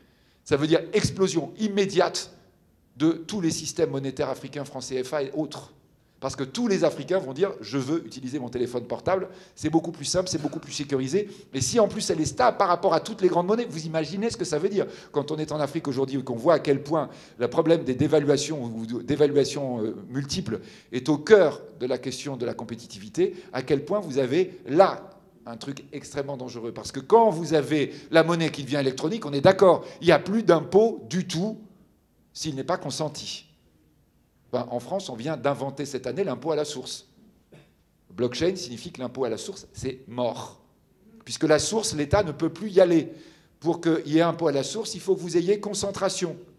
À partir du moment où vous êtes sur blockchain, que vous êtes bien dans la logique de la révolution technologique, vous êtes à plat. Si vous êtes à plat, ça veut dire que l'État va devoir se mettre à chacun des nœuds en disant « s'il vous plaît ». C'est pas gênant, un État peut être poli. Et nous pouvons avoir intérêt à dire, quand l'État nous dit « s'il vous plaît », nous allons lui dire « d'accord ». Mais sauf qu'on est aussi d'accord que ce n'est pas tout à fait la même chose que quand il ne dit plus rien et qu'il vous dit « de toute façon, je prends ». Et tu n'as pas possibilité de résister. Message des banques centrales. Mais qu'est-ce que vous avez? De toute façon, vous n'êtes pas content avec les taux négatifs, vous n'êtes pas content avec les... Et alors, c'est quoi l'alternative? Jusqu'ici, on disait « rien, monsieur, vous avez raison, monsieur le banquier central ». Là, tout d'un coup, on vous dit « non, non, modèle alternatif, modèle privé, américain, avec du cloud et du blockchain totalement américain. T'es content avec ça? » Alors le banquier central, il dit « c'est plus mon domaine, là. » Il tourne vers tout le monde en disant « vous avez une solution, vous, par rapport à ça ?» Et là, les Européens, depuis 15 jours, depuis 3 semaines, ils sont en mode panique. En disant « on n'a pas la solution, on n'y a pas pensé, il faut juste mettre de l'argent, il faut juste investir, il faut mettre des cerveaux là-dedans. » Mais évidemment, ça ne se décide pas du jour au lendemain.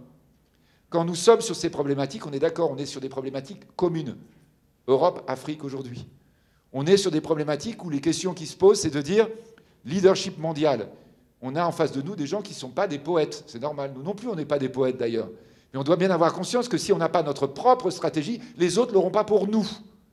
Et que plus on va avoir des stratégies qui vont être des stratégies qui ont des trous énormes dans lesquels on n'a pas compris où se crée la valeur de demain, eh bien on va se retrouver à chaque fois dans des systèmes de vulnérabilité absolument prodigieux. Alors donc, au point où nous sommes aujourd'hui, ça veut dire effectivement, à court terme, un certain nombre de réflexions pour réagir très très vite, mettre en commun, réfléchir ensemble, voir comment on fonctionne et comment on se positionne. Et à plus long terme, comment on investit, comment on pense le futur en se disant par définition, je ne sais pas l'inventer.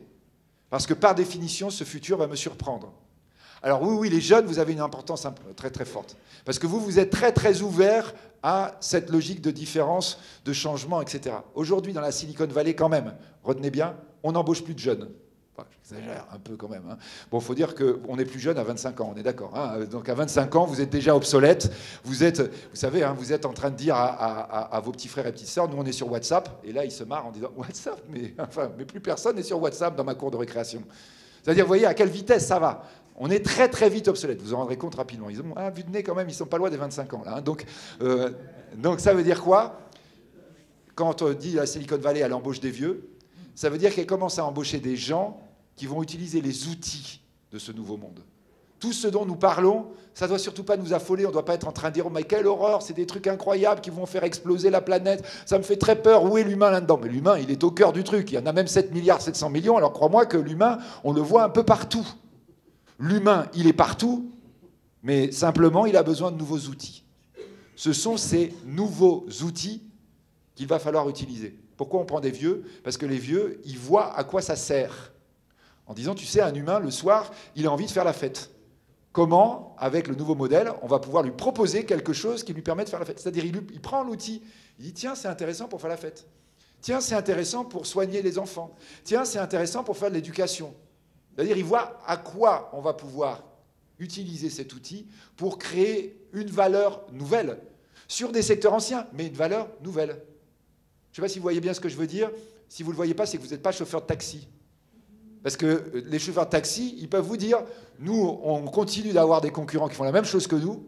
Ubérisation, vous voyez, c'est l'emblème du changement, avec tout le côté positif, pas forcément positif, qui peut être négatif, mais en disant, ils font la même chose que nous, mais simplement, ils ont pensé différemment. Ils ont un vieux qui a dit, tiens, mais en fait, c'est intéressant le truc des cartes bleues et de centralisation des achats. Vous voyez, centralisation, on voit bien qu'Uber est en train de dire, mon modèle n'est pas adapté au futur. Ils sont déjà en train, eux, de muter. C'est pour ça qu'ils sont sur le projet Facebook. Mais cela étant, au moment où ils prennent la technologie, ils disent, tiens, c'est intéressant. Ça va permettre de proposer un taxi à toute vitesse à des gens qui en ont besoin, où ils ont leur téléphone. Bah, les taxis anciens, ils n'y avaient pas pensé. Ils pensaient que l'élément central dans leur activité, c'était transporter les gens. Non, non. L'élément central dans un taxi, c'est pouvoir l'appeler et qu'il soit là quand j'en ai besoin. Le transport, c'est évident. Ça n'a pas de valeur, le transport, parce que de toute façon, quand tu es dans le taxi, évidemment que tu vas être transporté. En revanche, ce qui vaut très très cher, c'est que quand il pleut, que je suis dans un restaurant, qu'il n'y a aucun truc de taxi, je tape sur mon téléphone portable et j'ai une voiture devant chez moi. Ça, pour moi, ça vaut beaucoup plus cher que le transport. Alors, vous allez dire, beaucoup plus cher, mais le transport... Mais non, ça c'est fait, on est d'accord. En revanche, le gars qui a inventé ça, c'est clair, c'est un gars qui connaissait très très bien les clients. C'est pas un jeune geek qui a inventé Uber. C'est un type qui connaissait très bien le métier de taxi.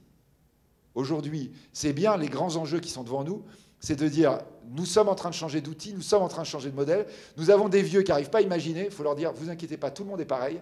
En revanche, on va avoir besoin de votre connaissance des besoins humains pour que le nouveau modèle arrive justement à optimiser les nouveaux outils par rapport à ces besoins.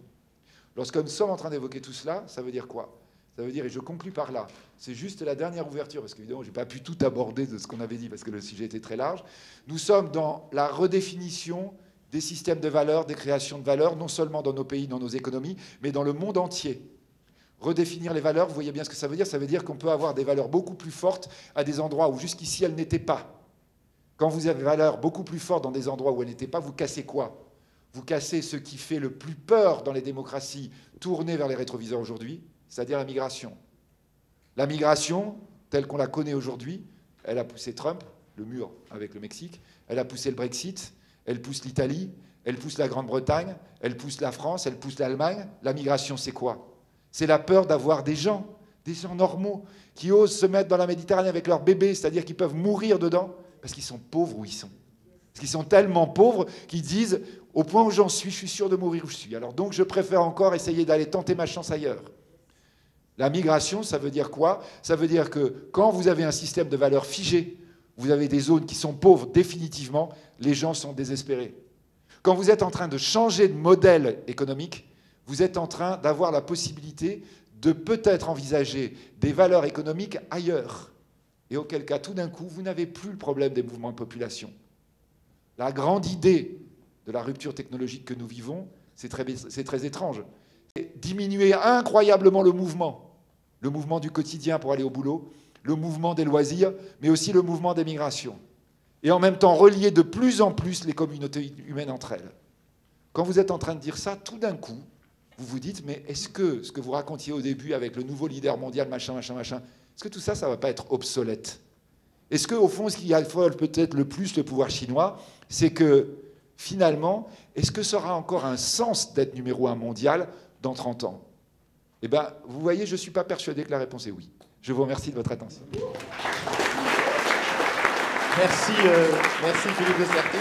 Donc, je dis toujours, il va rigoler, mais je le dis toujours, surtout les gamins. On n'applaudit plus dans le nouveau modèle. Vous mettez cœur sur mon Twitter, ça me fait beaucoup plus plaisir. Hein, et surtout comme ça, on gagne du temps et on peut discuter très vite parce que ces questions sont effectivement des questions qui méritent débat. Bonjour Olivier Poliac. J'ai eu l'immense plaisir d'assister à une conférence de Monsieur de Sertine, ici même à Marseille, à la Bourse, au Palais de la Bourse. Et vous aviez parlé des banques centrales qui étaient des canadaires, pour faire les pompiers bien sûr, pour éteindre les incendies de la crise. Et vous avez comparé à des canadaires qui volaient à l'envers à cause des taux zéro à l'époque. Et vous aviez évoqué les taux négatifs. Aujourd'hui, 3 ans après, à peu près 3 ans après, on est en plein dedans. Et pas simplement les banques centrales, mais aussi toutes les banques. Donc qu'est-ce qui va se passer si la première banque qui ouvre les soutes en tournant à l'envers? Donc vraiment, enfin là, c'est, je dirais, par rapport à l'ancien monde, nouveau monde, mais bien qu'évidemment, il y a peut-être si des personnes sur la table ronde voudront réagir aussi par rapport à cela. Je crois que Christine Lagarde, d'ailleurs, qui va être bientôt intronisée comme directeur de la BCE, au 1er novembre, donc a déjà évoqué cette question. C'est extrêmement, extrêmement dangereux. Nous sommes dans une logique de très, très grand danger, de fragilisation très, très forte du système financier, avec 2 facteurs d'ailleurs, qui sont effectivement les taux négatifs, et d'autre part la régulation de plus en plus forte. Plus nous allons vers des difficultés économiques, à court terme, on va dire, si on est dans une logique de risque de crise, ou en tout cas de récession, qui peut être accentuée par les tensions géopolitiques qu'on évoquait, plus les politiques dans les grands pays vont mettre de la pression sur le secteur financier. Mais la pression sur le secteur financier, avec des conditions dans lesquelles il est effectivement en situation aberrante, c'est extrêmement dangereux. Je crois vraiment qu'il faut avoir conscience que déjà, les expériences qu'on a eues de taux zéro, par exemple sur la Banque du Japon pendant pratiquement une décennie, montrent que les taux zéro n'apportent pas de croissance. Et ça n'apporte pas de croissance en tant que tel. Le rôle de la Banque centrale est très important pour sauver un système financier. Mais en termes de stimulation de la croissance, là, c'est beaucoup, beaucoup plus compliqué de dire que parce que l'argent n'est pas cher, vous allez avoir des investissements qui vont commencer et qui vont se développer. Mais le taux négatif est encore pire. Il s'assimilerait à une situation de déflation. Le taux négatif, ça veut dire que vous n'avez pas intérêt à utiliser votre argent. Exactement comme la déflation, quand les prix baissent, vous n'avez aucun intérêt à vous investir puisque la valeur de votre argent augmente sans que vous fassiez rien. Donc là, c'est pareil, vous avez intérêt, et donc on voit bien déjà le phénomène commencer, avec des risques d'augmentation de la dette, simplement pour bénéficier du taux négatif. Et derrière, évidemment, aucune prise de risque. J'ai aucun intérêt à prendre du risque, à avoir un aléa de perdre mon principal, quand de toute façon, ce principal me rapporte une rémunération d'ores et déjà. Donc on est dans une situation qui est typiquement la situation dans laquelle, comme dans la déflation, vous allez casser les mécanismes de confiance qui se traduisent par un problème de vision sur le long terme. On est de plus en plus dans une logique de court terme, et avec surtout derrière cette logique de court terme, un arrêt de l'investissement. Or, c'est bien ce qu'on observe aujourd'hui, c'est-à-dire que la proposition qui est faite, alors si vous regardez les minutes de la Fed, par exemple, et tous les débats qui ont lieu aujourd'hui au niveau de la BCE, sans arrêt, c'est ces questions qui sont évoquées, en disant on doit surveiller de très très près la problématique, on va dire, de l'investissement, parce que ce que nous mettons en place, c'est une fragilisation du système pour financer, et en réalité des ressorts qui risquent de casser à long terme l'investissement. Je crois vraiment, vous voyez, que la question de la confiance, et là, quand j'écoutais les différents comptes rendus de la table ronde, j'espère que les jeunes qui sont partis là peuvent retrouver de la confiance dans le modèle, de la confiance dans le système. Et là, quand on évoque ces questions techniques monétaires et techniques financières, on est exactement avec un risque de processus inverse, c'est-à-dire une rupture de confiance à long terme. Je répète encore par rapport à ce que je disais tout à l'heure, c'est la raison pour laquelle Facebook estime qu'il y a une opportunité. C'est la raison pour laquelle, il faut le dire, là je dis même face caméra, mais enfin, Facebook, si le projet Facebook peut démarrer, c'est qu'il y a eu un accord tacite du département d'État. Ce n'est pas contre l'État américain, c'est parce que l'État américain estime qu'il y a une opportunité. Et d'ailleurs, aujourd'hui, par exemple, le Japon, quand il regarde cette opportunité risquée de monter, il considère qu'en fait, c'est un risque de retour d'une dollarisation de l'économie. C'est-à-dire, c'est en fait des jeux qui sont des jeux géostratégiques à l'ancienne, mais effectivement, parce que nous avons fragilisé dans des situations complètement inédites, on va dire, un certain nombre de structures qui sont la base de la confiance dans l'économie. Je ne sais pas si...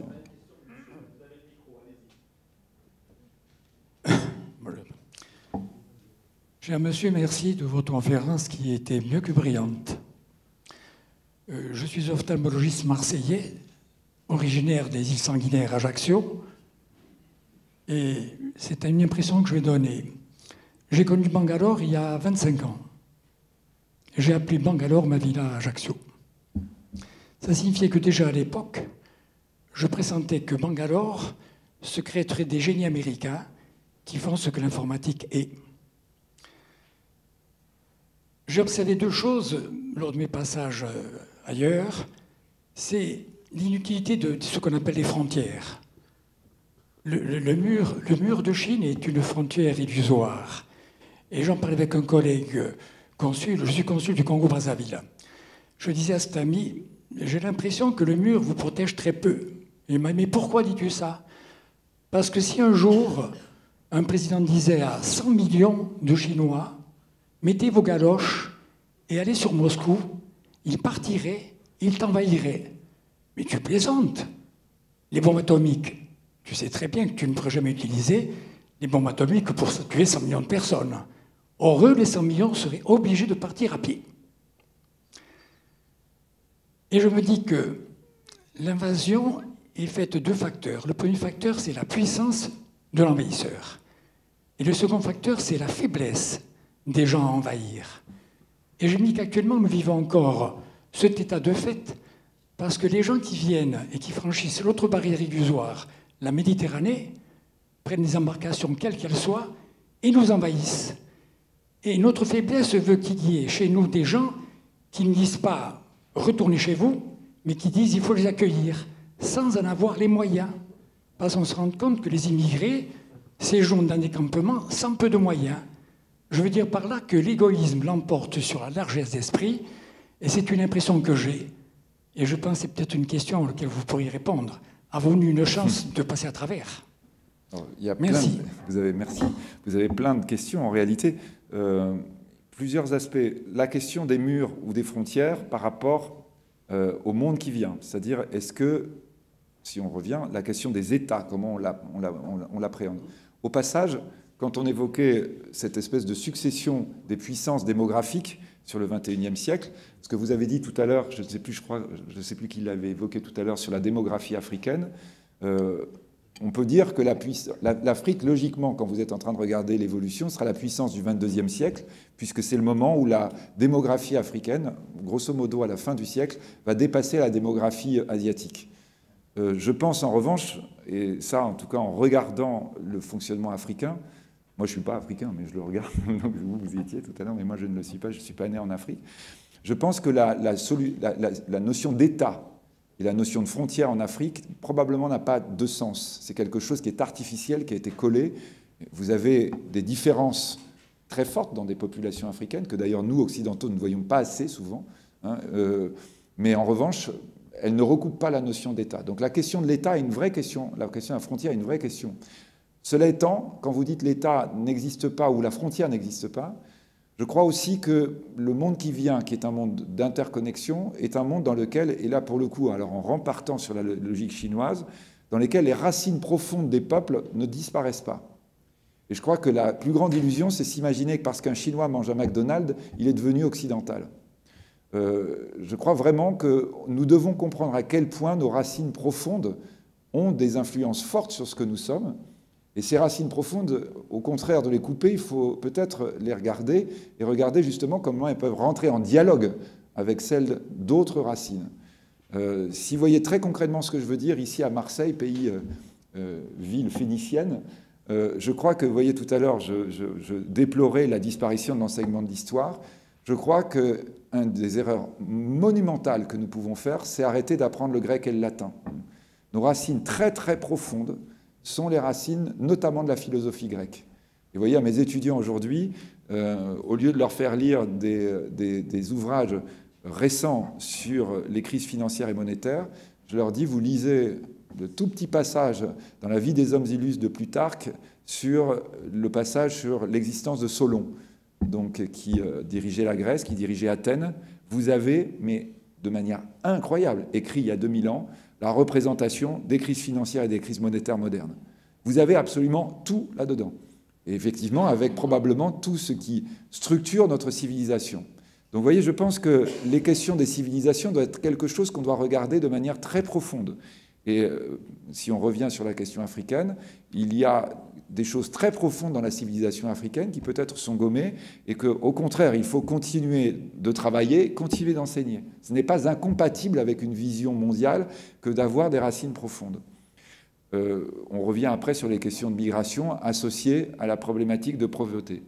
Alors cela étant, quand vous évoquez les problèmes de migrants, c'est quelque chose sur lequel je travaille aussi, comme vous avez décrit, en disant, si vous regardez bien, justement, depuis pratiquement 7 siècles, l'Europe ne connaît plus ce qu'elle a redouté pendant des siècles, on va dire à partir de la fin de l'Empire romain.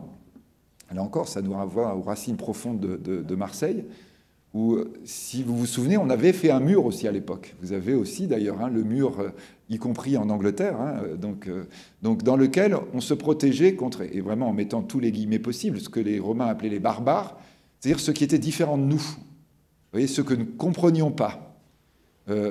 Les Romains sentaient bien qu'il y avait un risque de submersion des barbares qui s'est produit, c'est-à-dire des peuples venus d'abord du Nord puis d'Asie, qui ont submergé et sont arrivés effectivement et ont fait que les structures d'avant ont disparu. Cette crainte, elle a couru pratiquement jusqu'au 9e, 10e siècle. Les dernières grandes invasions, on pourrait dire effectivement autour de la conquista musulmane, et peut-être avant, et pratiquement en même temps d'ailleurs, des dernières arrivées des Vikings des pays du Nord. Ensuite, l'Europe n'a plus connu ça. En fait, l'Occident était systématiquement dans une logique où c'est lui qui a été ailleurs. Il n'y a pas eu de vague de submersion. Et ce que vous voyez en Occident aujourd'hui, et qui se traduit par les votes, c'est tout d'un coup la crainte d'un retour de submersion.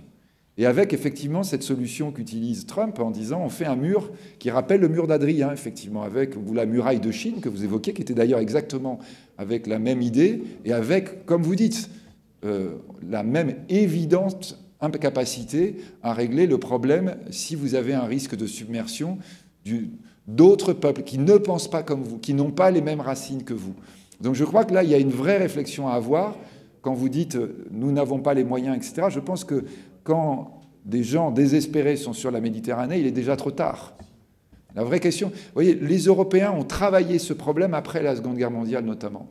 L'Europe, c'est ouvrir les frontières de zones qui sont des zones économiques, on va dire, de puissance inégale.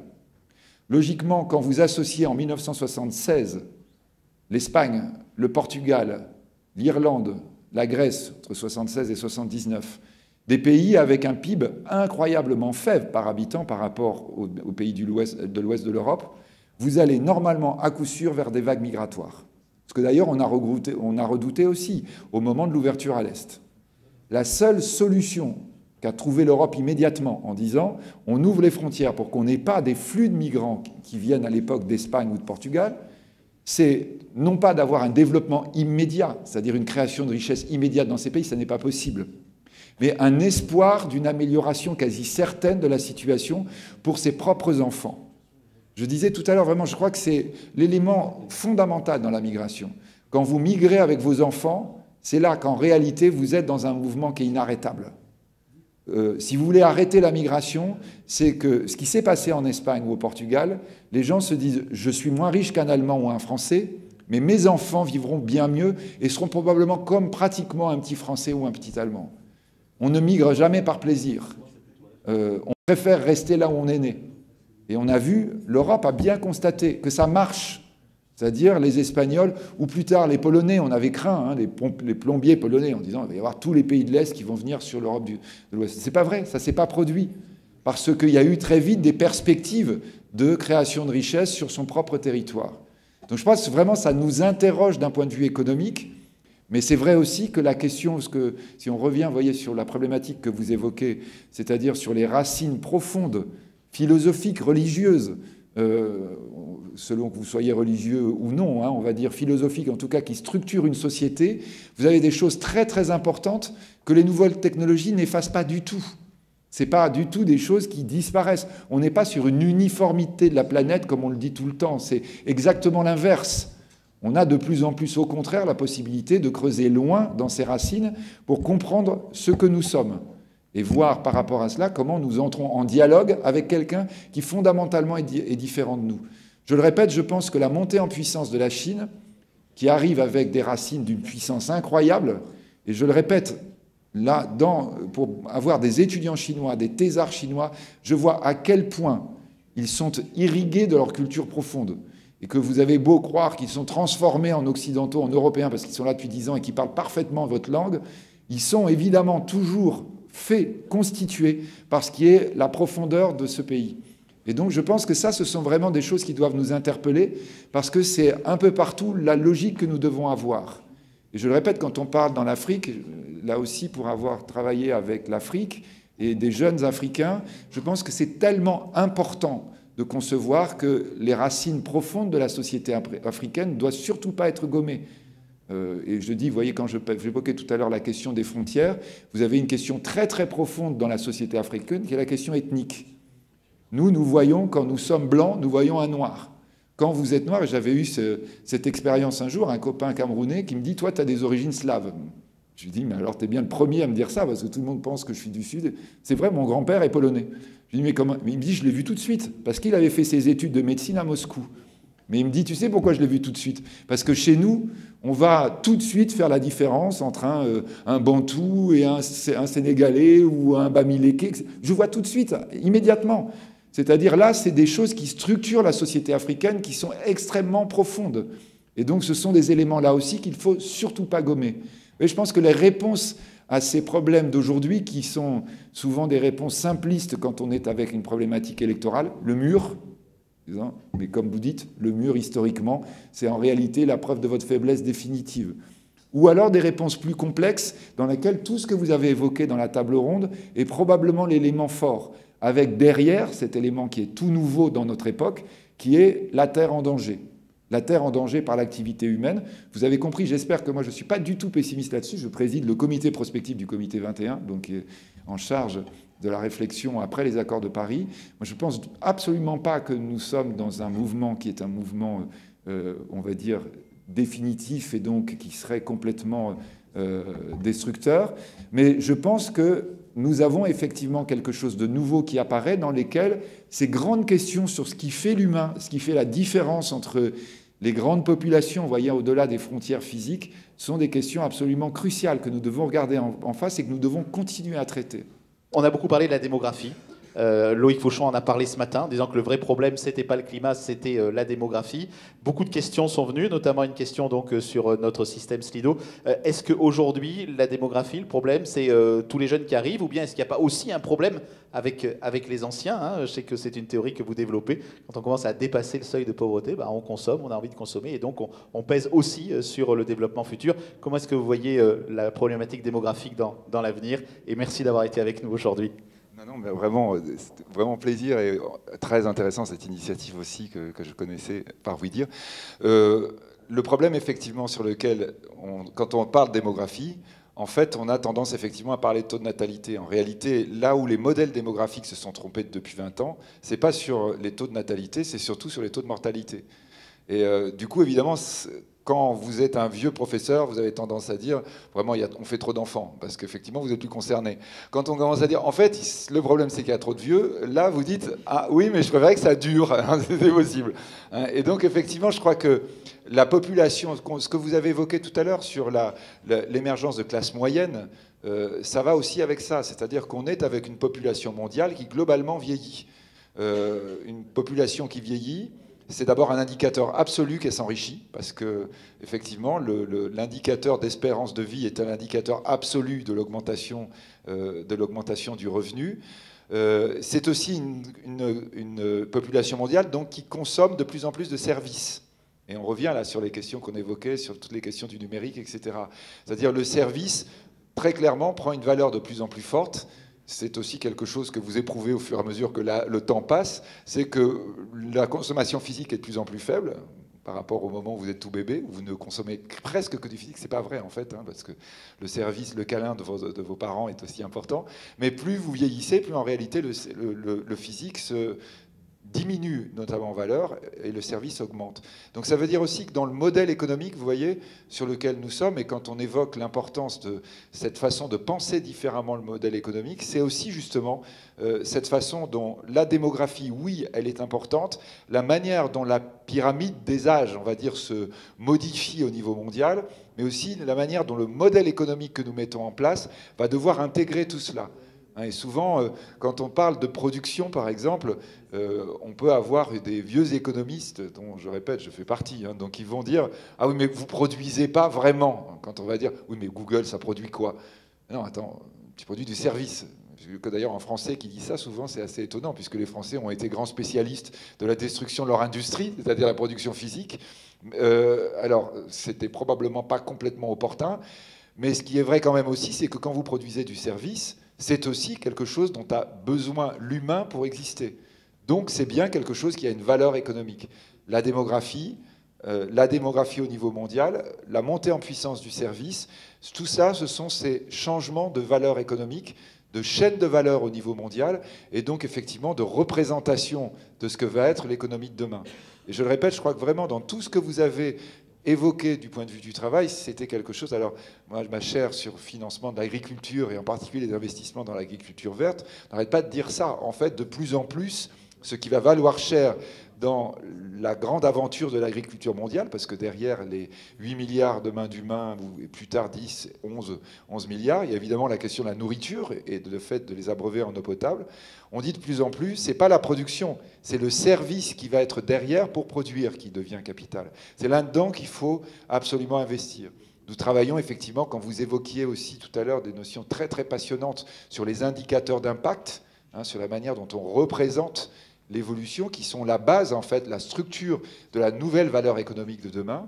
À chaque fois, là, vous êtes aussi sur des pratiques autant que parfois sur des investissements. Les pratiques valent très cher, c'est-à-dire les services valent de plus en plus cher.